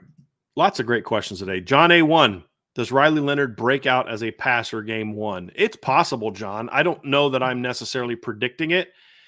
I think there's always a lot of game 1 timing issues with quarterbacks and receivers, and that's true for all quarterbacks and receivers, not just guys that are new or that missed the spring. I don't know that it necessarily, it could. I don't say it won't, but if he doesn't break out as a passer in game 1, I'm not going to be panicked over it. I'm not, barring a loss, there's nothing that could happen in this game that would make me come out and say, uh-oh, right? Nothing, because they're going to get better. When I pointed out, Ohio State, the last time Ohio State won a national championship, they got beat at home by 2 touchdowns by a team that finished 7-6 in the ACC. They still went and won a title. When Clemson won a title in 2016, a year in which they went to the postseason and beat Ohio State 31-0, and then beat Alabama in the national title game, they lost a home game in November to an 8-5 Pitt team. One game does not define your season unless it's the championship game, right? That kind of defines your season. You learn something, but then it's like, okay, your team is an evolution. And I'll say the same thing is true. If they go out and beat A&M by 40, we'll probably have more big overreactions, but it really doesn't mean a whole lot if you can't follow it up with more performances. So, Georgia Tech was the better team than Florida State on Saturday. There's no doubt. Does that mean they're going to be a better team in October, November? Not necessarily. Could, but not necessarily. So we'll have to see how this one goes, but it's possible. My expectation is the pass game is going to have some misses early because you do have so many new players at receiver, O-line, quarterback. I think there could be some timing issues, But if they come out and their first game passing the football, they're lights out, I'll feel pretty good about that. I mean, we saw that a little bit from Jack Cohn in his first game at Notre Dame. I mean, look, Jack came out and lit the world on fire his first game as a passer. He went 26 of 35, 366 yards, 10.5 yards per attempt, 4 touchdowns and a pick at a 194.14 passer rating. He never had another passer rating that high all year. And so, I mean, it happens sometimes. I mean, Sam Hartman last year against Navy, 20 of 25, 253 yards, 10.1 per attempt, 4 touchdowns, no picks. But neither of those teams were that good, right? Florida State finished that year 5-7. Navy last year I think they were also 5-7 last year. Yeah, they were 5-7 last year. So, 2022, they played a much better team on the road against Ohio State. They went 10 of 18, 177 yards, no touchdowns, no INTs. They weren't as good throwing the football. It took them a little bit more time. Now, does that mean that Tyler Buckner his performance is more indicative of what we're seeing from Riley Leonard? No. I'm simply saying I don't really know what they're going to look like coming into that game throwing football, but I expect there to be a little bit of some timing issues, in my opinion, early on for both teams throwing the football. But hopefully that it's not the case for Notre Dame.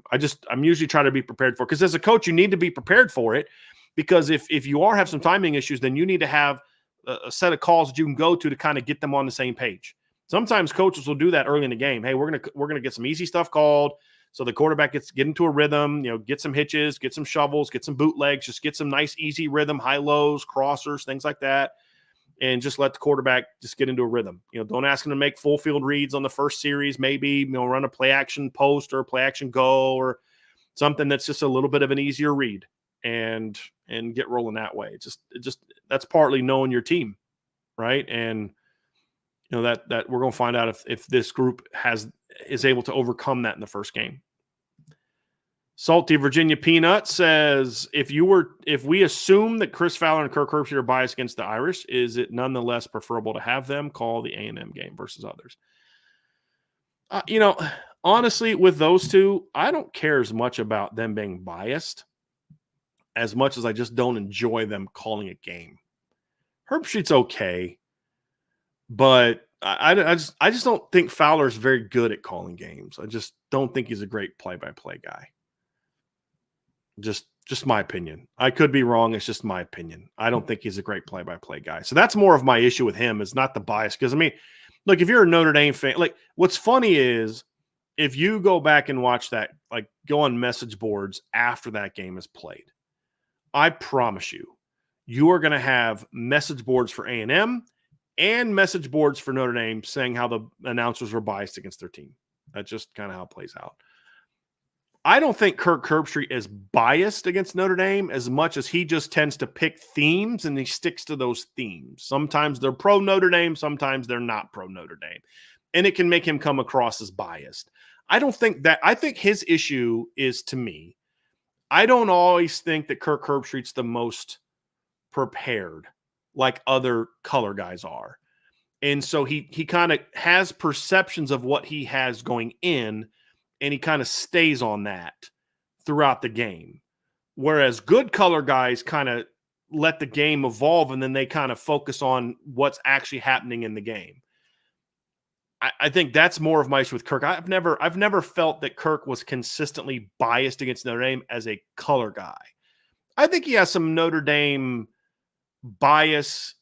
He has some preconceived Notre Dame opinions of Notre Dame that I think are a little outdated, that he still holds to when he does like analysis away from games. But as a color guy, I mean, he's okay. I think his issues are more related to preparation than they are necessarily a bias towards a team. And with Chris Fowler, I just don't think he's that good. Well, it's not nice to say. I just don't think he's a very good play-by-play guy. He's another guy that I think just doesn't seem super, super prepared. And a lot of his excitement seems very forced. It's not a natural, like Gus Johnson, his nicknames are kind of forced, right? But, Maserati Marv, like that was plucking my last nerve watching the Ohio State-Michigan game last year. It's like, just call him by his name. I don't need to hear Maserati Marv every time. But like, I feel like Gus Johnson, the reason I like Gus is because he genuinely feels like he's excited and he loves his job and he's excited about the game. Like, I love his excitement. like I do. I just think he's like a fan up there that loves watching football and basketball and loves calling it, loves his job, thinks he's in a, I enjoy watching him call games because I think he enjoys what he's doing, and he's usually pretty prepared, but then he also is great at setting up his color guys. And I don't know that Fowler and Herbstreit necessarily have that same, kick it to me, set me up, hit the home run kind of thing that other people have. But I enjoy when Gus gets fired up. I do. When Chris Fowler gets fired up, it just seems kind of forced and doesn't seem super excited. So I do think Chris Fowler has a anti-Notre Dame bias. I do, but I don't care. It doesn't bother me. If you're good at your job and you have an anti-Notre Dame bias, whatever, doesn't bother me. I just want you to be good at your job. And that's what I care more about. And that's why I can live with Gus Johnson and Joel. I think Gus Johnson and Joel Klatt are great. I didn't used to like Joel Klatt. He's gotten so much better as a color guy in games, and he's so much more prepared than Kirk Herbstreit is, in my opinion, as far as just knowing the teams and going with the flow of the game and breaking down X's and O's and things like that than Kirk is.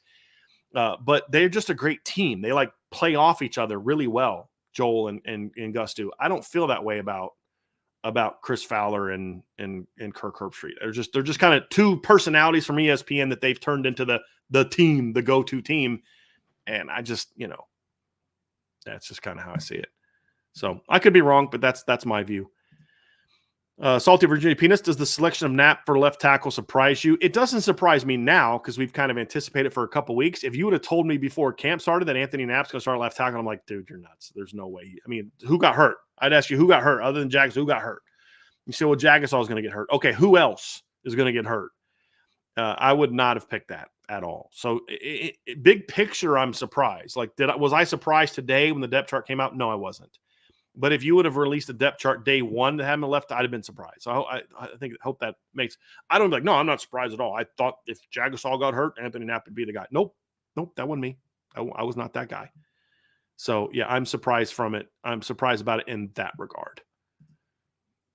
PA Irish guy, what growth have you seen from head coach Marcus Freeman in terms in the team's through? Okay.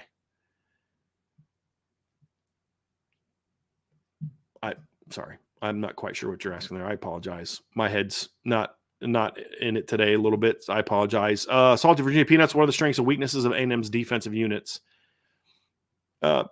Defensive line, this guy's kind of playing together for the first time. Their opposite end, if Shamar Turner plays inside, their opposite end is – we'll see how good that can be. If Shamar Turner's outside, they're going to be big and powerful on the outside. Good pass rushers on the outside. Inside, good gritty players, but not any difference makers that you should necessarily give you problems. They've got very good depth on the defensive line and can throw waves at you, which makes them very good. Linebacker, I'm curious to see who starts opposite Torian York at linebacker. I think Torian York's a very good football player, very good athlete, physical for his size. He's young. He's a true sophomore, but he did play a lot last year. Finished second on their team in tackles with 74. Was also tied for second on the team in solo tackles last season. And he's a good football player. He's a good football player. He's a little undersized, even still as a sophomore. Not so much girth-wise as much just like not super tall, not super long, kind of like a J.D. Bertrand type of guy, but very instinctive, very athletic football player. Don't know a lot about what's going to be beside him. And I think that's a bit of a question mark for them. They linebacker along with him and the depth at the position. Cornerback is a shaky position for me. And as I evaluate Texas A&M, Tyreek Chappell, if he plays, is he an outside guy? Does he play nickel? How are they going to use him? He's probably their best cover guy. I'm very curious to see what position he plays because the nickel is very important in Mike Elko's defense. And so do they view him as being a guy that they want to get inside and play a lot inside, be active? Do they want to have him as the boundary and be there? I'm very curious to see kind of how that is going to play out.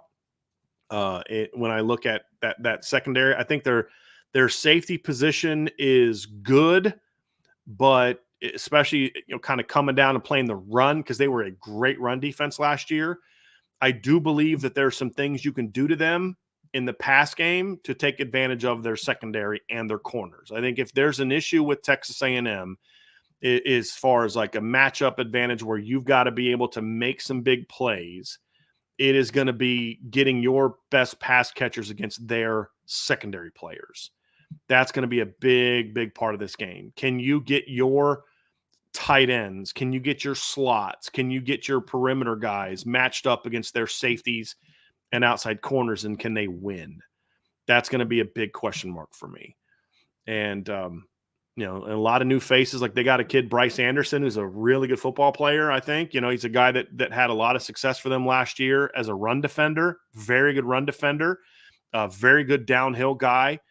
But he can be taken advantage of in space, and he can be taken advantage of in the pass game. Can Notre Dame do that? That's going to be a very, very good question. But that's the area where you're going to have to be able to go at them early in the game, in my opinion, is the secondary. Jim Halloran, your thoughts on Marcus Freeman's comments about the O-line going against a pretty good Notre Dame D-line? Do you think he hears the disrespect? I don't think he views it as disrespect. I think he's viewing it as like, hey, guys, our guys are going to be prepared. We're going to go against we've gone against a very good defensive line. And I mean, this is something that I've said in the show plenty of times. So I don't know if he views it as disrespect as much as he hears the fear. He hears the concern. I'm sure he's been made aware of, and not even just, well, hey, fans are panicking about this, but he gets asked that question all the time when he's talking to boosters, when he's talking to people on campus, when he's talking to media people, when he's doing interviews on places. He hears that stuff all the time. And so I'm sure he's very aware of it. And also, a little bit of his like, hey guys, it's also building up the confidence of your line. Hey fellas, you're going to be okay on Saturday. You've been going up against one of the best D lines in football all fall camp, and you held your own. Okay. So have that confidence going in the game. I think it's more about that than it is about responding to the quote unquote disrespect that maybe he's feeling coming into that game. I think anyone that is talking about the A&M D line against the Notre Dame O line is not being disrespectful. It's an honest evaluation. I mean, you should have an honest concern about how the Notre Dame offensive line is going to hold up against the A&M defensive line. You've got 6 career starts going into the starting lineup, going into that first game. 6. You have 3 guys that have never played a meaningful snap of college football going into that game. And you're throwing them into against one of the best end combinations of college football, potentially. One of the best D lines of college football in a very loud, raucous environment. I'm worried about false starts and holds and different things like, not getting off the line as quickly as you need to because of the crowd and the snap count and all this other kind of stuff. Like, those are legitimate concerns. I don't think they're disrespect. And I don't think Coach Freeman takes it as that. If knowing him, I would view it more as knowing the offensive line is going into a buzzsaw, helping them understand, hey, guys, you're good. You got this. You've been going up against one of the best D lines in all of college football. And you look what you've done.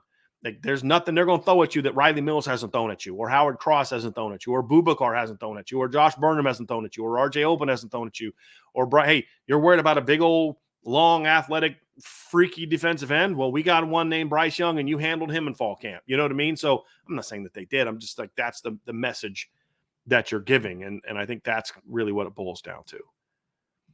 Aiden Benami, has our Notre Dame team swagger changed from 2012? Manti scared to we actually believe we can win. I don't know that Manti was scared. I mean, I saw that quote, and I've heard that before. Look, I didn't cover the team that year, so I really can't tell you what that team's psyche was. I can't. Look, the game that I care more about is 2017 Miami. Right, you go into this 2022 Ohio State. You go into these loud environments, and your offense doesn't play well. I care more about that than 2012 Miami, or 2012 team going down to Miami to play Alabama. I got to see how this team handles that, guys. Because look, they could look great at it all fall camp, but then you get in that environment. I keep telling you, get in that environment. Some guys flourish, and some guys get hit in the mouth and they fold. I don't know how Anthony Knapp's going to handle that environment. I don't know how Sam Penal's going to handle that environment. Yeah, they've done great in the practice field. Are they going to be able to handle it in live situations? I don't know. I hope so. I don't know. Same with Emil Wagner. So their swagger right now is great. But lots of guys have swagger until they get hit in the mouth. And that's true for Texas A&M. I'm sure Texas A&M's super confident in their team right now too. Everything I'm saying about Notre Dame's confidence, the coaches are confident, the players are confident, you're probably going to go on message boards of their team and hear the same thing. It really who has that when it gets real on Saturday night? That's going to ultimately be what matters. Archer 452, of all the most intriguing week one matchups, which game do you think will be the most fun to watch as a neutral fan? I think it's going to be USC and LSU, because you said fun. I don't think Georgia Clemson is going to be overly fun. I think it's going to look a lot more like the 2022-21 Clemson Georgia game, which was like 10-3, and neither team scored an offensive touchdown. It won't be that bad. It'll be closer to that than like Georgia Ohio State from the playoff a couple years ago, in my opinion. Two really good defenses, two teams that like to run the football. It's going to be not a blowout. I don't think it's going to be a blowout, but I don't think it's going to be a super high scoring game. Maybe it does. I don't think it is. I think LSU USC is two really good offenses, talented offenses, and two defenses that were a hot mess last year, that hired good coordinators, but those coordinators have a lot to work out. So I could see it being a little bit more high octane and throwing the ball around and running the ball on each other, and a bit more of an entertaining game. So that's kind of my expectation for that one. I think that one is going to be very interesting. And honestly, I'm very curious to see how Florida and Miami plays out. I'm very curious about that game. No, not a lot of people talking about it because they're just assuming that Florida sucks and they're going to get beat. They might, but I really want to see how that game plays out. Very curious to see how that game plays out. Good question, Archer. I got a super chat from Irish. K. Shaw 12 what was the best you have seen Notre Dame in an opener? Meaning the entire operation ran well. For me, I would have to go with 89 against Virginia. What turned out to be 1989 against what turned out to be a pretty good Virginia team. Yeah, that was at Sean Moore, Herman Moore, Chris Slade. I think Terry Kirby was on that 89 team. Let me go look that up. I believe Terry Kirby was on that team. 1989 Virginia stats. I know that Slade was. I know that Herman Moore was. I know that Sean Moore was. Yeah, Terry Kirby was on that team that year as well. So Herman Moore was their leading receiver on that team. That was a really good football team. Really good football team. I think it ran in 10 games that year. Finished, I believe, 18th in the polls. Really good football team, and Notre Dame smashed them. Best I've seen Notre Dame in an opener is probably, I'm going to take into account like somewhat the magnitude of the game or the quality of the opposition. Probably the best I've seen Notre Dame in an opener would probably be Texas 2015. Wasn't a great Texas team, but it was still Texas. And Notre Dame just came out and just steamrolled them in that game. And, 38-3, it was Malik Zaire's first start. He comes out and he performs great in the game. Torian Folson's supposed to be your starting running back. He gets hurt on his second carry. You've got a converted receiver that steps into the performance. He does well. Josh Adams, I think, scores on his first career carry. Malik goes 19 of 22 for 313 yards, 3 touchdowns. Malik didn't even run that much in that game. He only had 16 yards rushing. CJ went for 98. Adams went for 49. Dex went for 224. Torian had a third carry for Torian, 3 for 19. They couldn't cover Will Fuller. Jalen Smith and the defense just overwhelmed Texas. They only had 163 yards of offense. Think about that. Notre Dame outgained Texas in the opener, 517 to 163. This isn't playing against Rice, who they blew out, the year before in the opener. This isn't playing against Nevada, who was a decent team when they had Colin Kaepernick, but not a great team back in 2009 when Notre Dame just blew them out. And Notre Dame had a lot of mistakes in that game that Nevada didn't take advantage of, in my opinion. So, you go through some other openers back then. Purdue, they were sloppy in 2010. 2011, they lose to South Florida. 2012, they were pretty darn good against Navy. That was a pretty good one as well. Temple, they were a little sloppy in 13. 14, you blew out Rice. They weren't that good. Looked great against Texas. Lost the game opener the next year. Looked pretty good against Temple the next year. Not great. Not as good as you did against Texas. 18, they looked really good against Michigan. I thought that Michigan game, if they would have closed Michigan out better, then that game probably be number one. But I thought offensively, they came out early and just just overwhelmed Michigan early, but then Michigan battled back and made it a much more competitive game, much more competitive than it should have been, in my opinion. So I'd probably have to go back to Texas 2015 of recent memory. I'd have to think through some games. I remember Brady Quinn in 05 against Pitt. I don't know if it's like the best I've seen them play, but it was the most surprising. I don't know that I expected that team to be as good as it was. So I'd go 15 Texas is probably where I would go with that one. All right, let's get to some more here real quick. Got up here from, let's see here. Aiden Benami, who you got, the U or Florida? I mean, right now I'm going with Miami, but I think I could see Florida giving them a game.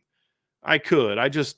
Miami's going to have a lot of new guys. We saw this with Florida State. All those new kids, they just didn't play great together in that opener and struggled to really pull away. So I could see Miami being closer than people think. I could even see Miami getting upset, but I think that game's going to be a very more maybe interesting game, competitive game than maybe some people think it's going to be.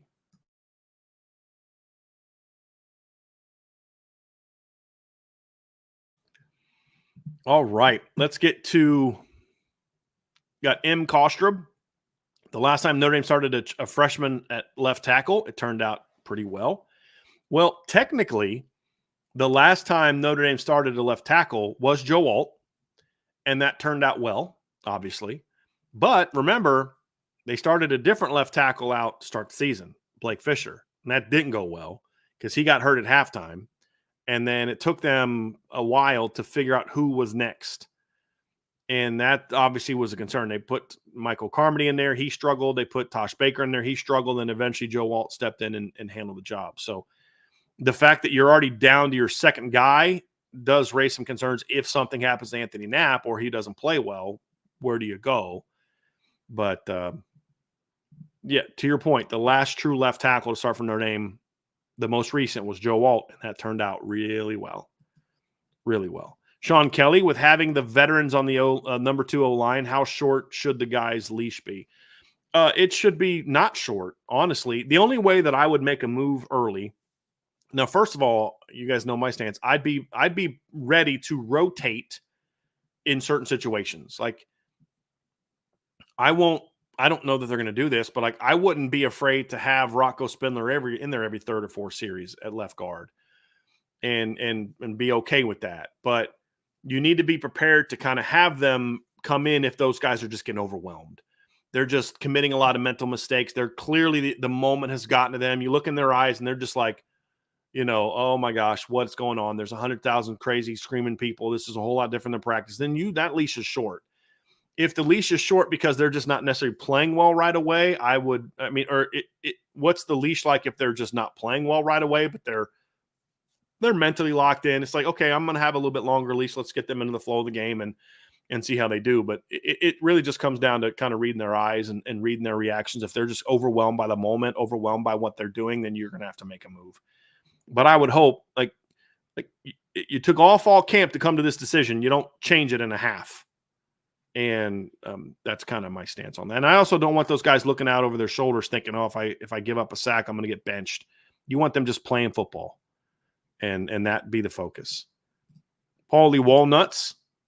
Brian, I love the thought of playing your most talented lineman, but any hesitation with a starting offensive line averaging 6'4.5", 302 pounds across the board? I'd be lying if I said that there wasn't some level of concern about the lack of size. It doesn't hurt you in a ton of games.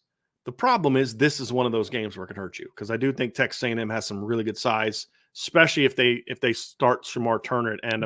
Somebody just sent me what they expect to be the A&M depth chart. Apparently it got tweeted out. I'm going to see where they have Shamar Turner at D tackle and Shamar Stewart at D end. Shamar Stewart's a big guy too, but he just isn't as proven.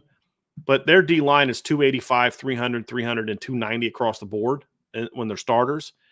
And then backup wise, they've got the 310 pounder, 300 pounder, 310 pounder, and 350 pounder in their depth chart, all on their defensive line on the inside. So there's some size there. And so, yeah, that's a concern. And while Georgia Tech didn't have the biggest offensive line when they played Notre Dame or when they played Florida State, it was still bigger than what Notre Dame's is. And I'm pulling up Georgia Tech's depth chart from that game against Florida State. I think their biggest guy was 315, but they were 6'5", 305, 6'6", 315, 6'4", 310, 6'4", 310, 6'6", 315. So, not huge, but again, 305 to 315 across the board, you're going to have a lot more average size, and Notre Dame's not going to have that. So, yeah, that's a concern. But the other thought is like, yeah, but this is a really athletic line. And here's what I'm trying to get to. What are they going to call? Are you going to go out there and try to run duo down Texas A&M's throat all day and run, power O and run quick wraps and just try to bully ball Texas A&M? That's a bad idea. If you're going to say, look, they're big, but we're athletic and we've got some strength here too. So we're going to run our zones. We're going to, inside, outside zone. We're going to move the pocket. We're going to do these type of things, take advantage of our athleticism. You have a better advantage. And of course, as a Bronco fan, whenever somebody's like, are you worried about the size of the line? My immediate thought goes back to the 1997 Super Bowl when the whole lead into the Super Bowl was Gilbert Brown and Reggie White and this massive defensive line going against the smallest offensive line in the NFL. And then I watched that small offensive line just bully Green Bay the whole game. You don't always know, but on paper, I'd be lying to you if I said it wasn't accurate. Now, I also don't know if the weights are the most accurate because Notre Dame has not updated its depth chart since like beginning of the summer. And so I've been told by some people that Emil Wagner's about 300 pounds now, but he's still listed at 290 on the depth chart. So it could end up being smaller than that or bigger than that. It just depends. But I would think that Anthony Knapp weighs a little bit more now than he did beginning of the summer. But it's not going to change it a whole lot, to be honest with you. So that's kind of my thoughts on that. Tom Redinger, does Denbrock's scheme with heavy inside-outside zone read, etc., fit better with our smaller, quicker young linemen than Baker and Spindler that are bigger but slower? Yes, it does. Yeah, it does. It gives you more movement opportunities. It becomes less about blowing them up and more about just, speed and leverage and movement. Yeah, it fits it pretty well. You may have to do some things to kind of mix it up a little bit and not be as inside zone heavy. But the thing about inside zone is you're going to take that D line kind of where they want to go to a degree. And then your backs have to read it. So I think it fits them fine. It would have fit. Again, zone can be utilized in different ways. If you've got big bully guys and you want to run more inside zone and duo combinations, that works because you got those big bully guys. But from what I was told, is that part of the reason Anthony Knapp is starting is not because he's a better pass blocker than Tosh Baker, although I would imagine that he's not worse or that much worse, if at all. But I was told he was significantly the best run blocker at the position. And the other thing, too, is Sam Pendleton may be smaller than Rocco and Pat Coogan listed-wise, but the only reason he's starting is because he is a dominant run blocker. So, size doesn't always tell you that. Zach Martin didn't become over 300 pounds until he got to his senior year at Notre Dame. And he was pretty darn good run blocker. USMA 87. Over under on the number of beers spilled on me in the stands at Kyle Field. 2.5 is my guess. I'm taking the over. Would be my guess. Now, I have heard from a lot of people that A&M fans are I've gotten several emails that said that A&M fans at the stadium are very nice. They'll be the fun trash talking like they all have, but it's not like going to LSU. They're going to be loud. They're going to cheer their team. They're biased towards their team like all fans are, but was told that they treat opposing fans well. I don't know how true that is. I'm just telling you what a couple people that have reached out to me and told me is that their fans are I told us very directly, you'll enjoy your experience is what I was told. So again, I don't know that for a fact, but that's what I was told. So here's another question.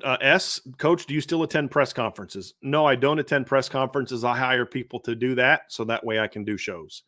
But Sean Stiers attends the press conferences. He's my beat writer. So he goes to those and he writes stories from those. So no, I do not attend press conferences. Same thing with after the game. Sean goes and does that. And then I'll attend some, like I attended a couple this summer, but that's what I hire people to do. So no, I don't go to press conferences. I'm also don't write like beat type articles. I do analysis stuff that I don't need to be at a press conference for.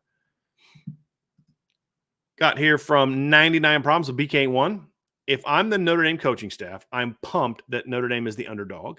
The disrespect is elite hype material. I'm telling them, see, nobody respects you. Respect is earned. Let's get out there and take it. Earlier, I had mentioned something that that I don't think that his comment about the D line to the O line was a matter of disrespect. I didn't take it that way. Having said that, this I would be leaning into. We're the numbers, if I'm the Freeman, we're the number 7 team in the country, and we are a underdog, and the point spread grows every day. They don't respect you. They don't think that you can play with SEC teams. They think that we're just a good Northern team that's going to get our butts kicked down south. They don't respect you, and then, go earn it and do all this other kind of stuff. I would lean into that. I would. I know some people don't believe in that stuff. I think it's not the difference between winning and losing, but it could be that kind of like that final nudge to get you to go out there and play with an attitude. And it doesn't matter so much about game day. It's about you got that chip on your shoulder all week leading up to that game. On Saturday, it's like, okay, turn them loose, right? Let them go. You've been holding them back all week, filling their ears with all this stuff about no respect, no respect, no respect, no respect, go earn it. And then you just let them loose on Saturday, man. So, yeah, it's best to kind of do that stuff throughout the week as opposed to just popping it on them right before the game starts. But, yeah, I would use that. I'm always looking for little things like that. Again, that's not, if you're relying on that to win, you're not going to win. But those type of things I think can certainly be used to your advantage. It's just part of the building your team and getting your team ready to play. Absolutely. ICURN with Irish Luck. Thank you for your question. Do you think this could be the best receiver room since when? 2018. Let's see if it's better than 2018 before we go back to 2015 with Will Fuller. And the reason I say 2018 is Notre Dame didn't have a Will Fuller or Michael Floyd Golden Tate player in 2018. Chase Claypool became that kind of guy in 19, but he wasn't that guy in 18. They just had a lot of good players. Miles Boykin was their leading receiver that year, but he wasn't a dominant, first round Michael Floyd, Will Fuller, Golden Tate type player. He was just a good player, 59 catches, 872 yards, 8 touchdowns. Then you had Chase Claypool, 50 catches, 639 yards, 4 touchdowns. Chris Fink that year had 49 catches for 571 yards, 2 touchdowns. And you had your tight ends. They didn't have any depth on that receiving core, though. Yeah, outside of Michael Young, you didn't really have a whole lot on that receiving core. And honestly, they haven't had this kind of depth in a very long time. But I would say it'd be more like 18 right now, not style of play-wise, because those guys were all tall trees, but just as far as no elite one guy, just several guys that can go out and hurt you. So let's see if they can be better in 2018 first. If they're better than 2018, then we can go and look and see if they can be better than 15. But that would be my projection there. Nicholas Grosh says, who is the better coach now, Elko or Freeman? Who will or may become the better coach in the future, or is it a totally unfair question? It's not an unfair question, Nicholas. It's just I don't know that I can give you an answer to that. I can tell you that Marcus Freeman has had more success his first 2 years than Mike Elko has, but he was at Notre Dame and Mike Elko was at Duke. He inherited a good program. Mike Elko inherited a 3-9 program. Doesn't mean that necessarily Mike Elko is better. So Marcus Freeman beat Mike Elko. Well, he's at Notre Dame. The other guy's at Duke. I mean, he should win that game. I think this is the game that will tell us about that. But honestly, at the end of the day, I don't know that it matters who's better. What I think is both programs are in very good hands. Is Marcus Freeman better than Mike Elko? He should be today. Will he be better than Mike Elko in 3 years? I don't know. I can't read the future. All I can say is this. This is a big game for Marcus Freeman and Notre Dame. You've got to go out and win this game, and this is a big year for them. If they have the kind of year I think they should have, then we're going to look at this and be like, yeah, we were all what we hoped was going to be true turned out to be true, which is Marcus Freeman's the guy. I think most people hoped that was going to be the case. And I think that that's going to be the case. And I feel the same way about Texas A&M. You shouldn't beat Marcus Freeman in your first game. That's a problem for Marcus Freeman and Notre Dame. And that kind of might answer this question a little bit. What I do know is Texas A&M hired themselves a really good football coach. That's a good dude. That's a hard worker. It's a grinder. That's smart. That I think understands how Texas A&M works. He knows that program's strengths. He knows that program's weaknesses because every program has them. And he'll be able to kind of turn things around a little quicker than maybe a true outsider would because he has that experience. If I'm Texas A&M, I'm thrilled that Mike Elko's your head football coach. If I'm Notre Dame, I'm thrilled that Marcus Freeman's your head football coach.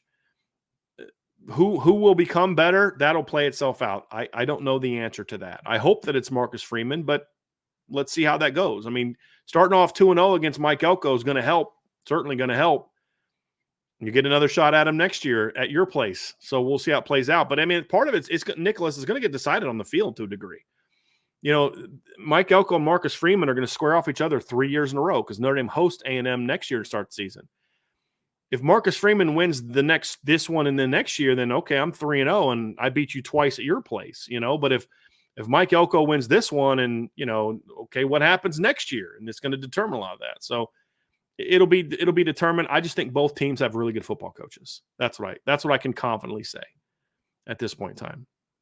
Brian Van Gorder's mustache. I know you aren't the gambling type, Brian, but do you see any reason why A&M is a 2.5-point favorite? I just don't get it.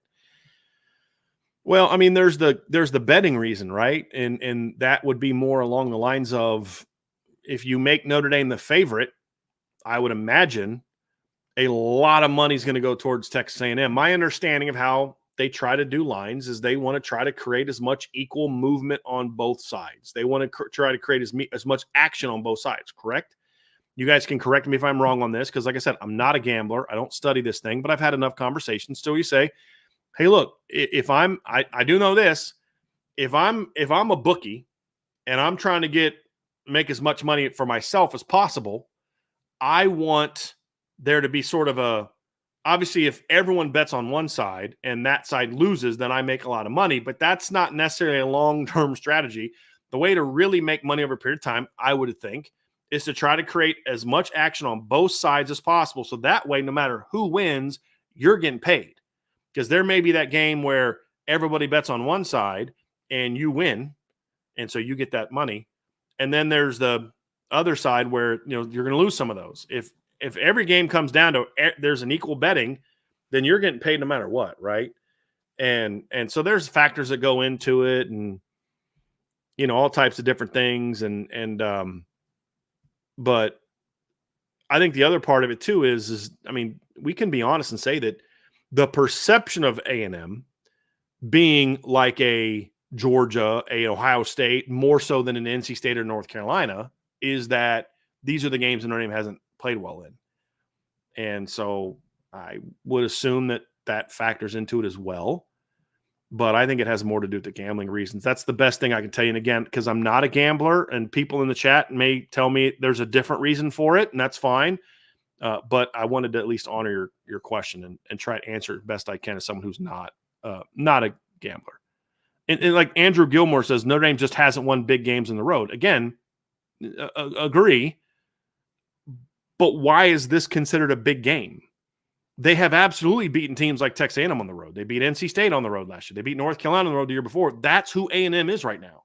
But the perception is that A&M is more like Georgia, Ohio State, teams like that. I don't know that that's necessarily true, and we'll find that out on Saturday. I think it'll be more true down the road, but I don't know if it is now.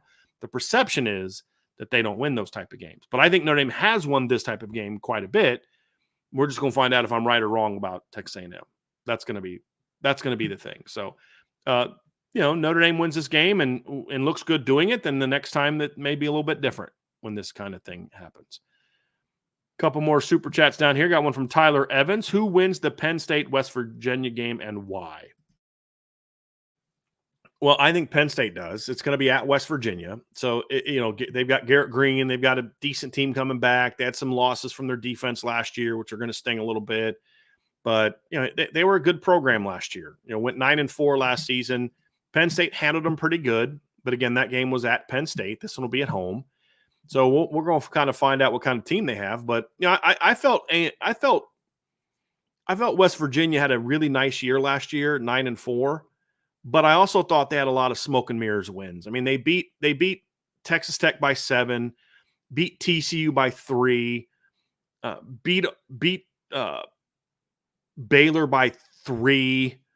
They just had a lot of wins where I'm just like, I'm not sure how that translates, and some of their losses were blowouts. They only had one close loss. That was to Houston at Houston. They had a couple blowout wins. So, they're a good football team, but I just think Penn State has too much talent. I'm very curious to see how quickly Penn State can get used to Chris Kotelnicki's system and how does Tom Allen do as a D coordinator. I think those were two strong hires. If I'm concerned about Penn State, it's the throwing game. What kind of weapons is Drew Aller going to have at tight end? They lost their tight end, or one of their tight ends. They lost some of their top receivers to either NFL or transfer. They did get Julian Fleming from Ohio State. They've got some young guys. Like, are they going to be able to step up? Will the O-line be able to replace, Fashanu and the guys they lost? I think their defense is going to be very good again. It's all going to come down to me is the offensive line. What are they going to do? They were very disappointing last season. And it's funny. I had a friend of mine. He's like, yeah, Ohio State fans are really frustrated with their offensive line coach. And there's a rumor that they should go after the guy, or not rumor, but there's a feeling that they should go after the guy at Penn State. And I'm like, why would they do that? He goes, well, he does a better job developing lines. I said, no, he doesn't. He goes, well, yeah, look at all the guys. I said, no, he recruits better than Justin Fry, but you can't tell me that their offensive lines have been better than what Ohio State has had. Even last year's disappointing Ohio State line for their standards was still better than Penn State's offensive line. And 2022 wasn't even close. So there's this obsession with recruiting guys, and he's recruited offensive line well, but he's got to do a better job of coaching them up and producing good offensive lines. This is a big year for Phil Trautwein. And if he can produce a good offensive line this year, and there's the talent to do so, then Penn State's going to be really good because they've got really good running backs. And I think Drew Aller's better than most people think he is. He's not a star, but he's better than people think he is. Now you just got to see if he can do it. So I just think they have too much firepower, and I think their defense is going to give West Virginia problems. That's what I think. But I'm very curious how Penn State handles that road environment in the opener. A lot like we're curious about how Notre Dame's going to handle that road environment in an opener. It's not a huge stadium, but it can be a loud one. I think there's only, 60-some thousand there, but it can be a loud one if they're good, and I imagine it's going to be good. But I also think there's going to be a lot of Penn State fans there too. So kind of see how that plays out. So good. Thank you for the super chat, Tyler, by the way. Let's get back up here. We've got one from Aiden Benami. Actually, have we ever been this deep at receiver? We got dudes for days. Well, numbers-wise, it's been a long time. Now we need to see if they can play, right? Like, that's going to be the big key. Can they play? Bubs with a question. Do you think Faison has the physical skill set to do well outside as he does in the slot? At certain things, yes. Yeah, at certain things. I believe that he will move all around. I don't think he's just going to line up outside. Yes, he's listed there. Because you got to think, the best concept that Notre Dame likes to run is the slot fade concept. At least that's what Mike Denbrock did at LSU. So the outside guy is going to run like a little hitch. The inside guy is going to run a slot fade. And then the number 3 guy, if they're in a 3-by-1, is going to run some kind of option route. Usually is how that concept goes. Well, in that case, the slot guy needs to be a little bit of a bigger guy. And the outside guy is if they bail on that, you want to throw that hitch and you want him to do something after it. So in that instance, you're running slot fade. I like Jordan Faison outside and Jaden Greathouse or even a Chris Mitchell or a Bo Collins or Jane Thomas more in the slot on that particular concept. There's other things you're going to do. We're going to run a lot of deep comebacks where maybe you want a bigger guy there. They do a lot of crossers and overs and things like that. Those are plays where you like a guy like Jordan Faison there. So he's going to get utilized the way on the stuff that he does. He can run. We saw last year, he ran a post route and got deep on a post route last year that took the defense off the top, opened up Jaden Greathouse on a crosser for a big gain and a touchdown. So yeah, there's things that he can do well there. There's things that he doesn't do as well there. There's some things he does very well in the slot. There's some things he doesn't do great in the slot as well as other guys. So it's really about finding what he's good at, and then when he's in the game, making sure that you're putting him in position to do those things. running a million comebacks to Jordan Faison may not be the best thing to do as a field outside guy. Running deep out cuts, maybe, maybe not. Crossers, overs, hitches, now screens, tunnel screens, slants, speed outs, things like that. Stacking, I'd love to see some things where they stack those two guys. Those are all things that they can be good at. And somebody asked in the chat, Doc Jack asked in the chat, is Faison better than Rico Flores? At some things, Rico's better, but as an overall impact player, I think Jordan Faison's a more dangerous player than Rico Flores. If you had to ask me who I would rather have, it would be Faison, because he's a more dynamic athlete that can do more with the ball. And those are the things you're going to be using him to do. Getting him in space, getting him the ball, letting him do things with it. I think that's the way to go, in my opinion, for using Jordan Faison. Running him on a bunch of go routes against A&M's taller corners, I don't know that that's necessarily the greatest way to go in that particular instance. I don't know if that's like hey, let's do this. No, that's more what you want to be using some of those other guys for. And that's one thing I believe Mike Denbrock will be smart at and good at is let's put our best guys on the field, but then let's also make sure we're putting them in position to be successful. And I thought he did a great job of that at LSU. I thought he did a great job of that at Cincinnati. And I thought he did a pretty darn good job of that at Notre Dame. I mean, think about some of the big plays Amir Carlisle had were screens and crossers where, Emil wasn't a run vertically, press guys down if he's not very tall. He wasn't like real strong, like at the point of attack, like a Chase Claypool or Miles Boykin. But he was shifty, he was smart, and he could do things in space. And so when they got him the ball in 2015, it was a lot of times it was in space stuff. And he's always been very good at that type of thing. And so, we'll find out if he's able to continue being that kind of guy. But their corners, I'm looking at their depth chart right now, and one of their starting corners is 6'3", and his backup is 6'3".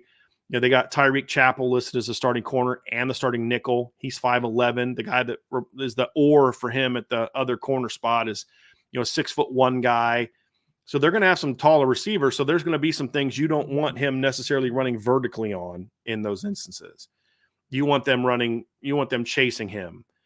So you're going to want some of those bigger guys handling some of that kind of stuff when you're playing that game. So that's where I think he'll thrive. Archer 452 with a question. Florida State is being criticized for rotating too much on both sides of the line. Which positions are more suited for spreading out reps somewhat evenly, and which groups need to have set guys get a bulk? I do think offensive line is a position where you do want to have something set. I'm okay with a rotation at a spot as long as there's a rhyme to the reason. We saw Harry Hiestand do that in 2017, and it worked perfectly. Defensive line, I don't think the problem was them rotating. As analysts, we like to, and fans, they just grab onto things, and then somebody says it, and then we all grab onto it, and we all kind of repeat the same nonsense. Florida State's problem wasn't that they were rotating too much. It's just when they were on the field, they just weren't playing hard. They weren't playing physical. Those were all issues. And so until that gets fixed, then, I don't care who's on the field. I don't think it was a rotation problem. The problem was that they weren't playing hard. Those are things that you have to worry about and fix and correct. ICURN with Irish Luck. LSU ran slot fade a lot with both Brian Thomas and Malik Neighbors. Are they different types of receivers? As OC, who would Coach D have running slot fade from this room? Great question. They're different players. And Brian Thomas and Malik Neighbors ran it differently. Notre Dame has guys that can do that. Do they have guys that can do that the same way that Brian Thomas and Malik Neighbors had? Not really. You've got a speed guy in Chris Mitchell. I would have him do it from time to time. I think Jaden Greathouse is a thicker, great ball skill, body control guy that can do it very well. I don't know that I want Jordan Faison running it a ton because he's a little shorter. The catch radius is a little smaller. The margin for error is a little bit smaller. I tend to like a little bit more length or just crazy speed at that position when you're running a slot fade. And I don't know that Jordan Faison has any of that. But there are certain matchups where if you're getting single high in a press nickel, that a guy like Jordan Faison can be good on that because he can win at the line and then just win initially. So it just depends on the matchup. Depends on what coverage you're facing. If you're going to get some kind of 2-hole throw type of looks on the slot fade, then I want a little bit of a bigger catch radius guy, a Jaden Greathouse, a Jaden Thomas, maybe a Bo Collins situation. If it's cover one and you've got to win against site coverage, that's Jaden Harrison, that's Jordan Faison, that's Jordan Greathouse, maybe a Chris Mitchell. So it just depends. And that's honestly what Coach Denbrock did. It wasn't so much about, okay, let's get Malik here the ball just cuz, or let's get Brian the ball here just cuz. There's always going to be some of that. But a lot of it was, hey, this is the matchup we like here. And then other times they would have Chris Hilton or Kyron Lacey do it because they knew they were going to get a one-on-one in the slot because they were going to be so focused on Neighbors and Thomas outside that they knew they were going to get a matchup that they liked in the slot. So then they would have the other guy run it, and they thought their third receiver could beat your third best cover guy. And those are things that are going to factor into it as well. So just so much of that's just going to come down to matchups. It really is. Andrew Gilmore says, Brian, I would Georgia and Clemson week 1 a few years ago. It was the ugliest offensive effort. It turned out Georgia's offense was fine. And that's a great point. That's a great point. And Clemson had a pretty good defense that year. And, their offense wasn't that good, but their defense ended up being pretty good. They won that game 10-3, and Georgia didn't score a single offensive touchdown. It also goes to show that, like, sometimes you're not the same team early that you were late. Remember, Georgia had a different starting quarterback in that game. They had JT Daniels was starting quarterback in that game. Their offense got better in part because Stetson Bennett made them better as the season went on. But, that Georgia Tech, that Clemson defense was pretty good that year too. It wasn't a vintage defense, but it was still pretty good. And then, but by the time they made the change at quarterback, you ended up being a better football team. And Stetson Bennett didn't play that game. He went 10 of 12 against UAB for 288 yards. And then JT started the South Carolina game and didn't perform well. I mean, it wasn't really until Auburn that Stetson Bennett kind of took over and got rolling. And then your offense was a whole lot different the rest of the way. So, yeah, to your point, you just don't know, Andrew, what a team is going to be just based off one game. Really don't. You have to let a season play out a little bit. And that's going to be true for Notre Dame, win or lose. If Notre Dame loses this game, it doesn't mean, okay, season's over with. That's going to be the reaction from people, but it doesn't mean that. How they respond to it, or they get better, they get worse. Just because if Notre Dame wins by 30, it doesn't mean, you should book your tickets for the national championship game in Miami either. So it's like, this is a step in the journey. Losing is a bad sign in a lot of ways. It's not to just dismiss of losing. No big deal. It's all fine. But there are some things that you say, like, just because of this result doesn't mean this is automatically what's going to happen for the next 11 games. And that's true for everybody, whether you play great in the opener or play poorly in the opener. That's what I say for Notre Dame. I don't care how poorly Notre Dame plays in this game. Just get a win. It's all I care about. Just win. Just win. Just win. All right. So Brandon Fry with a question says, how many different O-line do you think play game 1, play throughout the season? Honestly, I don't know. We had some fun with this in the bold prediction show yesterday, Brandon, and Vince said he thought there'd be like at least 3 starting offensive line, different lines. I said that they'll start the same one just to kind of be fun and to counter what Vince said, just to have a little fun with it. I honestly don't know. My hope is that Notre Dame plays 10 offensive linemen in every game.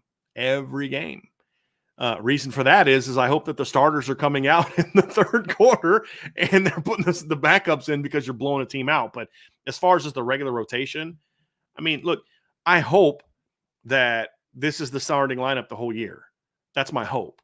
And the reason I say that is not because I'm pro Sam Pendleton or anti-Rocco or anti-Coogan or pro-Knapp and anti-Tosh. It's just more about O-line is so much about cohesion. And you want whoever the offensive line is going to be to just get as much work as possible week after week after week after week. So then when you get into November, that group's played hundreds of snaps together in games and thousands of snaps together in practice. And you're going to feel like, okay, we're going to hit our stride now, is how you look at it as a coach. So my hope is that we don't see a lot of changing or any changing, because the other thing too is if we don't see any changing, it most likely means the line's playing well. And that's a good sign. But with the lack of experience, you also have to at least anticipate there might be a need for some change at some point in time in the year as well. So I honestly, Brandon, don't have a good answer for you. I can just tell you what I think is best for Notre Dame, and that is that there is no change, unless the change is by week 5, somebody else just came along and is just like playing so well in practice that you have to find a way to get them on the field.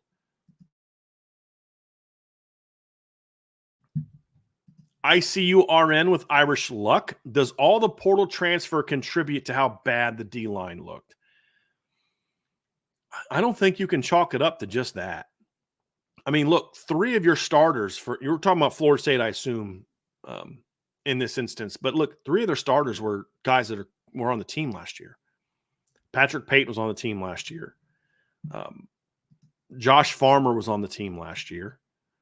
And for the life of me, I cannot remember the name of the other big inside guy. I keep wanting to say Washington, but I don't think that's correct. Let me pull up. But he was injured last year, but he was on the team last year too. It's Darrell Jackson is a guy. He transferred in from Miami, but he transferred last year. He was on the team last year. Your other starting end, Marvin Jones Jr., is a transfer. And then the Lolo Haye kid is from Oregon State, is a new guy. But their starting lineup was guys that were on the team last year. So I don't think you can chalk that up to portal transfers, because 3 of your starters are returners, not portal guys from this year. So I just think they just weren't prepared, weren't mentally prepared, weren't physically prepared, and just didn't show the sort of mental toughness that you needed. Like sometimes really good teams, we've seen this from Georgia. Like, remember, it was 2 years ago when Georgia came out against Missouri. They weren't locked in. They thought they're going to steamroll Missouri. They didn't play hard. Missouri took it right to them. But late in the game, it's like, okay, we've played around with you guys enough. We're going to make a stop. We're going to come down and score this game winner. And they got it done. Florida State just couldn't find that gear. And that to me has got to be a concern. Has to be a concern. Salty Virginia Peanuts, does the rapidity of Pendleton's rise to starting left guard surprise you? And now that he has it locked down. Yeah, that it did. And the main reason it did is because he wasn't even playing there the first week or 2 of fall camp. I mean, he was playing center. And then we went in there one day and they were playing him at left guard and Coogan was a center. And from what I was told is they were just kind of, mixing and matching, just trying to get some guys some different work, see how it went. You wanted to get Coogan kind of prepared to play center. Because honestly, I didn't think Sam looked comfortable playing center. He wasn't playing as physical or as fast as he did in high school his senior year. And I think he was struggling to learn the center position. He didn't look comfortable with it yet. So they moved him to guard, and I just think he's just way more comfortable there. And I was told he played great and never really gave it up. So, yeah, it surprises me. It really does. That halfway through fall camp, basically he won the job. That's a shocker. Not a shocker because Sam's not a talented player. He's a guy that we highly. I had Sam graded out pretty high coming out after his senior year. I liked him as a junior, top 250 kid, but his senior film was even more impressive than his junior film was. And he's just a guy that I looked at and thought, this guy's a really good football player. Gave him a 4.5-star upside grade, so that part shouldn't be an issue. And he was a guy that played tackle in high school. So, he's a guy that has some experience playing on the edge, but this is what I wrote about Sam coming out. This is just sort of from signing day. I said, Harry Hiestand likes recruiting high school tackles and converting them into interior players, and that's Pendleton. First-team All-State player at left tackle. As a senior, Pendleton projects as an interior player on the next level. A powerful run blocker. Pendleton has been talked about playing both center or guard in college, but his skill set might project best to guard. As an interior player, he has the power and run blocking potential that Hiestand covets, but his pass protection projects much better inside due to his combination of short area quickness, length, and power. Hiestand is also clearly trying to overhaul the line from a mentality standpoint, and Pendleton has the kind of demeanor and mentality that thrives under Hiestand. That and his versatility adds to his value as a member of this outstanding class. So that's kind of one of the things I wrote about him. And then I even said, later in sort of a quote, I said he was solid as a junior. I wasn't knocked off my feet. His grade took a big jump as a senior, and he was outstanding. And he's a good football player. So I'm not surprised that Sam Pendleton is starting for Notre Dame. I'm surprised that Sam Pendleton is starting at Notre Dame this early at a position he wasn't even practicing in the spring and early in fall camp. But this also explains why Harry Hiestand was super high on Sam Pendleton. Super high. And glad he was here to recruit this class. There's no doubt about that, because this class is going to have a big say on what this team ends up being. No doubt. I love this comment from Andrew Gilmore. I bet Rocco wishes Pendleton could snap better. That's very well played, Andrew. Very, very, very well played. Very well played. Good stuff there. All right, let's get to some more here. Mike Huff. Brian, any concerns about our tackles on offense being on the small side? Yeah, I mean, I talked about that earlier, Mike. It's a little concerning, sure, especially going against a couple 290-pound defensive ends from Texas A&M. That's concerning. It is. Is it the end-all, be-all? No. But it's concerning. You better use your length. You better use your hands well. You better play with great leverage. You better come off with some ferocity, because if you're trying to catch all day, you're going to get pushed around. If you're coming off just engaging, not moving your feet, catching with your hands, not being physical, you're going to get pushed around. You're going to get really pushed around, and you can't have that. Spark 5219, could you go over the new rules for and changes for this season? Do you like the new rule changes? So I brought something up earlier when I saw this question. So 2-minute warning. I like the 2-minute. If you're going to go with the running clock, I like the 2-minute warning. I would rather them use the old clock rules. That's just what I knew. But, that's just kind of, that's what I prefer. So you get 2-minute warning and the stop clocks. The clock stops after first downs in that situation. So I like that. The helmet communication, I'm fine with that. The new horse collar tackle rule. Says tackles when the defender grabs the ball carrier by the collar or his shoulder pads, creating a 15-yard penalty for horse collar. This is more also one that also happens within the tackle box, I guess, is the new rule. It depends on how it's implemented. If it's truly you don't want guys being pulled down from behind, that's fine. From the side, I think you need to be a little bit more open to that. Allowing tablets on the sideline, again, I'm okay with that as long as there's just, you're implementing it properly as a coaching staff. I'm fine with that. Those are really the main ones. There's none of the rules I have big issues with. I think once you did the running clock thing, you needed to implement the 2-minute warning, the 2-minute warning rules. It should have been done at the same time. So I'm okay with that too. Will Indy, do you feel better about this game than you do 2021 against Florida State? No, I don't, because I'll tell you what, Will, as soon as I said that, I immediately kind of second guessed myself. So this is a better team for Notre Dame than they were in 2021. Much better, in my opinion. But this is a much better opponent in 2021 than Florida State was. Florida State going into 2021, I thought they'd be improved, but they still weren't going to be a great football team.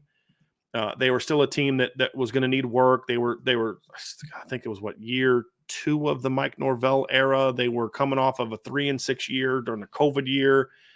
They were going to be okay. They weren't. I mean, they were a Notre Dame team coming off a playoff year with Jack Cohn at quarterback, should have steamrolled. And early on, they were. I mean, Notre Dame was whooping Florida State early, and then they just couldn't finish because Brian Kelly took his foot off the gas when they were up 2 touchdowns, like he did a lot, and that allowed Florida State to come back. So no, I don't necessarily feel better about this game because the quality of opponent's so much better. I'm more confident in this Notre Dame football team than I was in that Notre Dame football team, but I think this opponent is significantly better than that opponent was. Hossy 03, what do you anticipate to be the offense's bread and butter week 1? Inside zone, using a lot of motions, getting the ball in space, whether it be vertical stretches, some horizontal stretches, getting your receivers on the run. I think those are all going to be things, trying to keep the defense on its heels. That's really the big key, is using tempo and movement and play calls to get the defense on its heels. Be the aggressor. Don't let their D-line dictate the tempo and the action of the game. You as an offense go on the offensive. You dictate the tempo. You dictate the action. You dictate, hey, look, for all the talk about the weather, right? Like, I don't care how long you've been practicing humidity on game day. If it's hot and you're 290, you're going to wear down a little bit as a defensive lineman. It's just the way that it is. So I'm pushing the tempo. I'm going fast. I'm doing this. I'm doing that. And I want to wear those big boys out. There's no doubt. And so those are all things that I'm doing. I'm dictating the action to them. absolutely dictating the action to them. Got one from Salty Virginia Peanut. Salty says the Kings of Williama also have one of the 3 green dots for the defensive unit. Does it surprise you that he will call plays as the Will and Mike linebacker? So what did they say? It's going to be Drake, Kingston, and Jack Kaiser, right? I don't know enough about who they're going to get to, but does it surprise me? No, he's the backup Mike, and when he's in the game, you're going to want your Mike usually calling plays. So I'm very curious to see how that plays out. Like, how are they going to know? Like, do they have 2 helmets? And so when Drake and Kingston are on the field, or when Drake and Jack are on the field together, Drake has it or Jack has it. But I'm very curious to see how it's going to go. Very curious how it's going to go. I don't really have a strong opinion on that just yet. Joe PM17, take depth chart for Notre Dame is never truly representative at all positions of playing time. Also, KVA listed at 240 and 250. Is he listed at 250? Where was he listed at 250 at? Let me pull up the Notre Dame depth chart. Let me see here real quick. Let me pull up the Notre Dame depth chart. Let's see here. Where the heck is it? Here we go. Notre Dame PR team depth chart. Did they have them on there twice? Mike and Will. Yep, they sure enough did. So I didn't even notice that, to be honest with you, because I only put him at Mike. I didn't have him as the Will. So yeah, so what happens is maybe he has a 10-pound shoulder pads that he wears when he goes to Will that he doesn't wear. I have no idea. So obviously a little bit of mistake there by Notre Dame. I can't criticize people because I'm always having mistakes in my articles. It's hard to proof your own stuff. It really is. Eric Santini, now that both depth charts, can you tell us who you think wins each battle, receiver versus DB, O-line versus D-line, and what are A&M's biggest weaknesses? Biggest weaknesses for A&M, again, are a good team. Weaknesses, inexperience at quarterback, although talented and experienced. Perimeter talent on receiver, big kids, run okay, not great players. Secondary, long kids, good players, not great players. And then the offensive line is their biggest weakness, in my opinion. But they're great D-line, very active linebackers, especially York. Good talent at running back. Yes, Wigman's an experience, but he's also talented. They're a good football team all around. Notre Dame on paper has the advantage of their DBs against the A&M receivers. I think Notre Dame's receivers against A&M's DBs should favor Notre Dame, but not by a ton. We'll have to see how it plays out. When you look at that tight end, Notre Dame's tight ends against their linebackers should be an advantage for Notre Dame. When you look at Torian York, as I mentioned, really good football player, but he's 6 feet tall. That's it. Their other starting linebacker, 6'3". We'll see how much action he's going to get guarding Notre Dame's tight ends, but that should be an advantage for Notre Dame. Their safeties are both 6 feet tall. So Notre Dame's going to have to try to find some ways where they can get Mitchell Evans matched up against those smaller players and see if he can win. O-line versus D-line, A&M, both D-lines have the advantage in this one, in my opinion. Both D-lines should have advantage over the other team. So Basin Domer, any truth to the rumor that the coaches are telling Botelho that the A&M game is a bowl game and Botelho's so locked in he hasn't figured it out? It isn't a bowl game. Okay, you had me there first. You really did have me there first. That's really well played. Yes, I hope that is true. I hope that Notre Dame has been able to somehow convince Jordan Botelho that this is a bowl game, because Jordan Botelho is a monster in bowl games. So that was really well played. I really did not see where you're going with that at first, because I didn't read the question at first. And so I just saw rumors. I was like, oh, here we go. What's the rumor going to be? So that is really well played. And I appreciate that. That's actually, I believe, the last question that I have starred for this.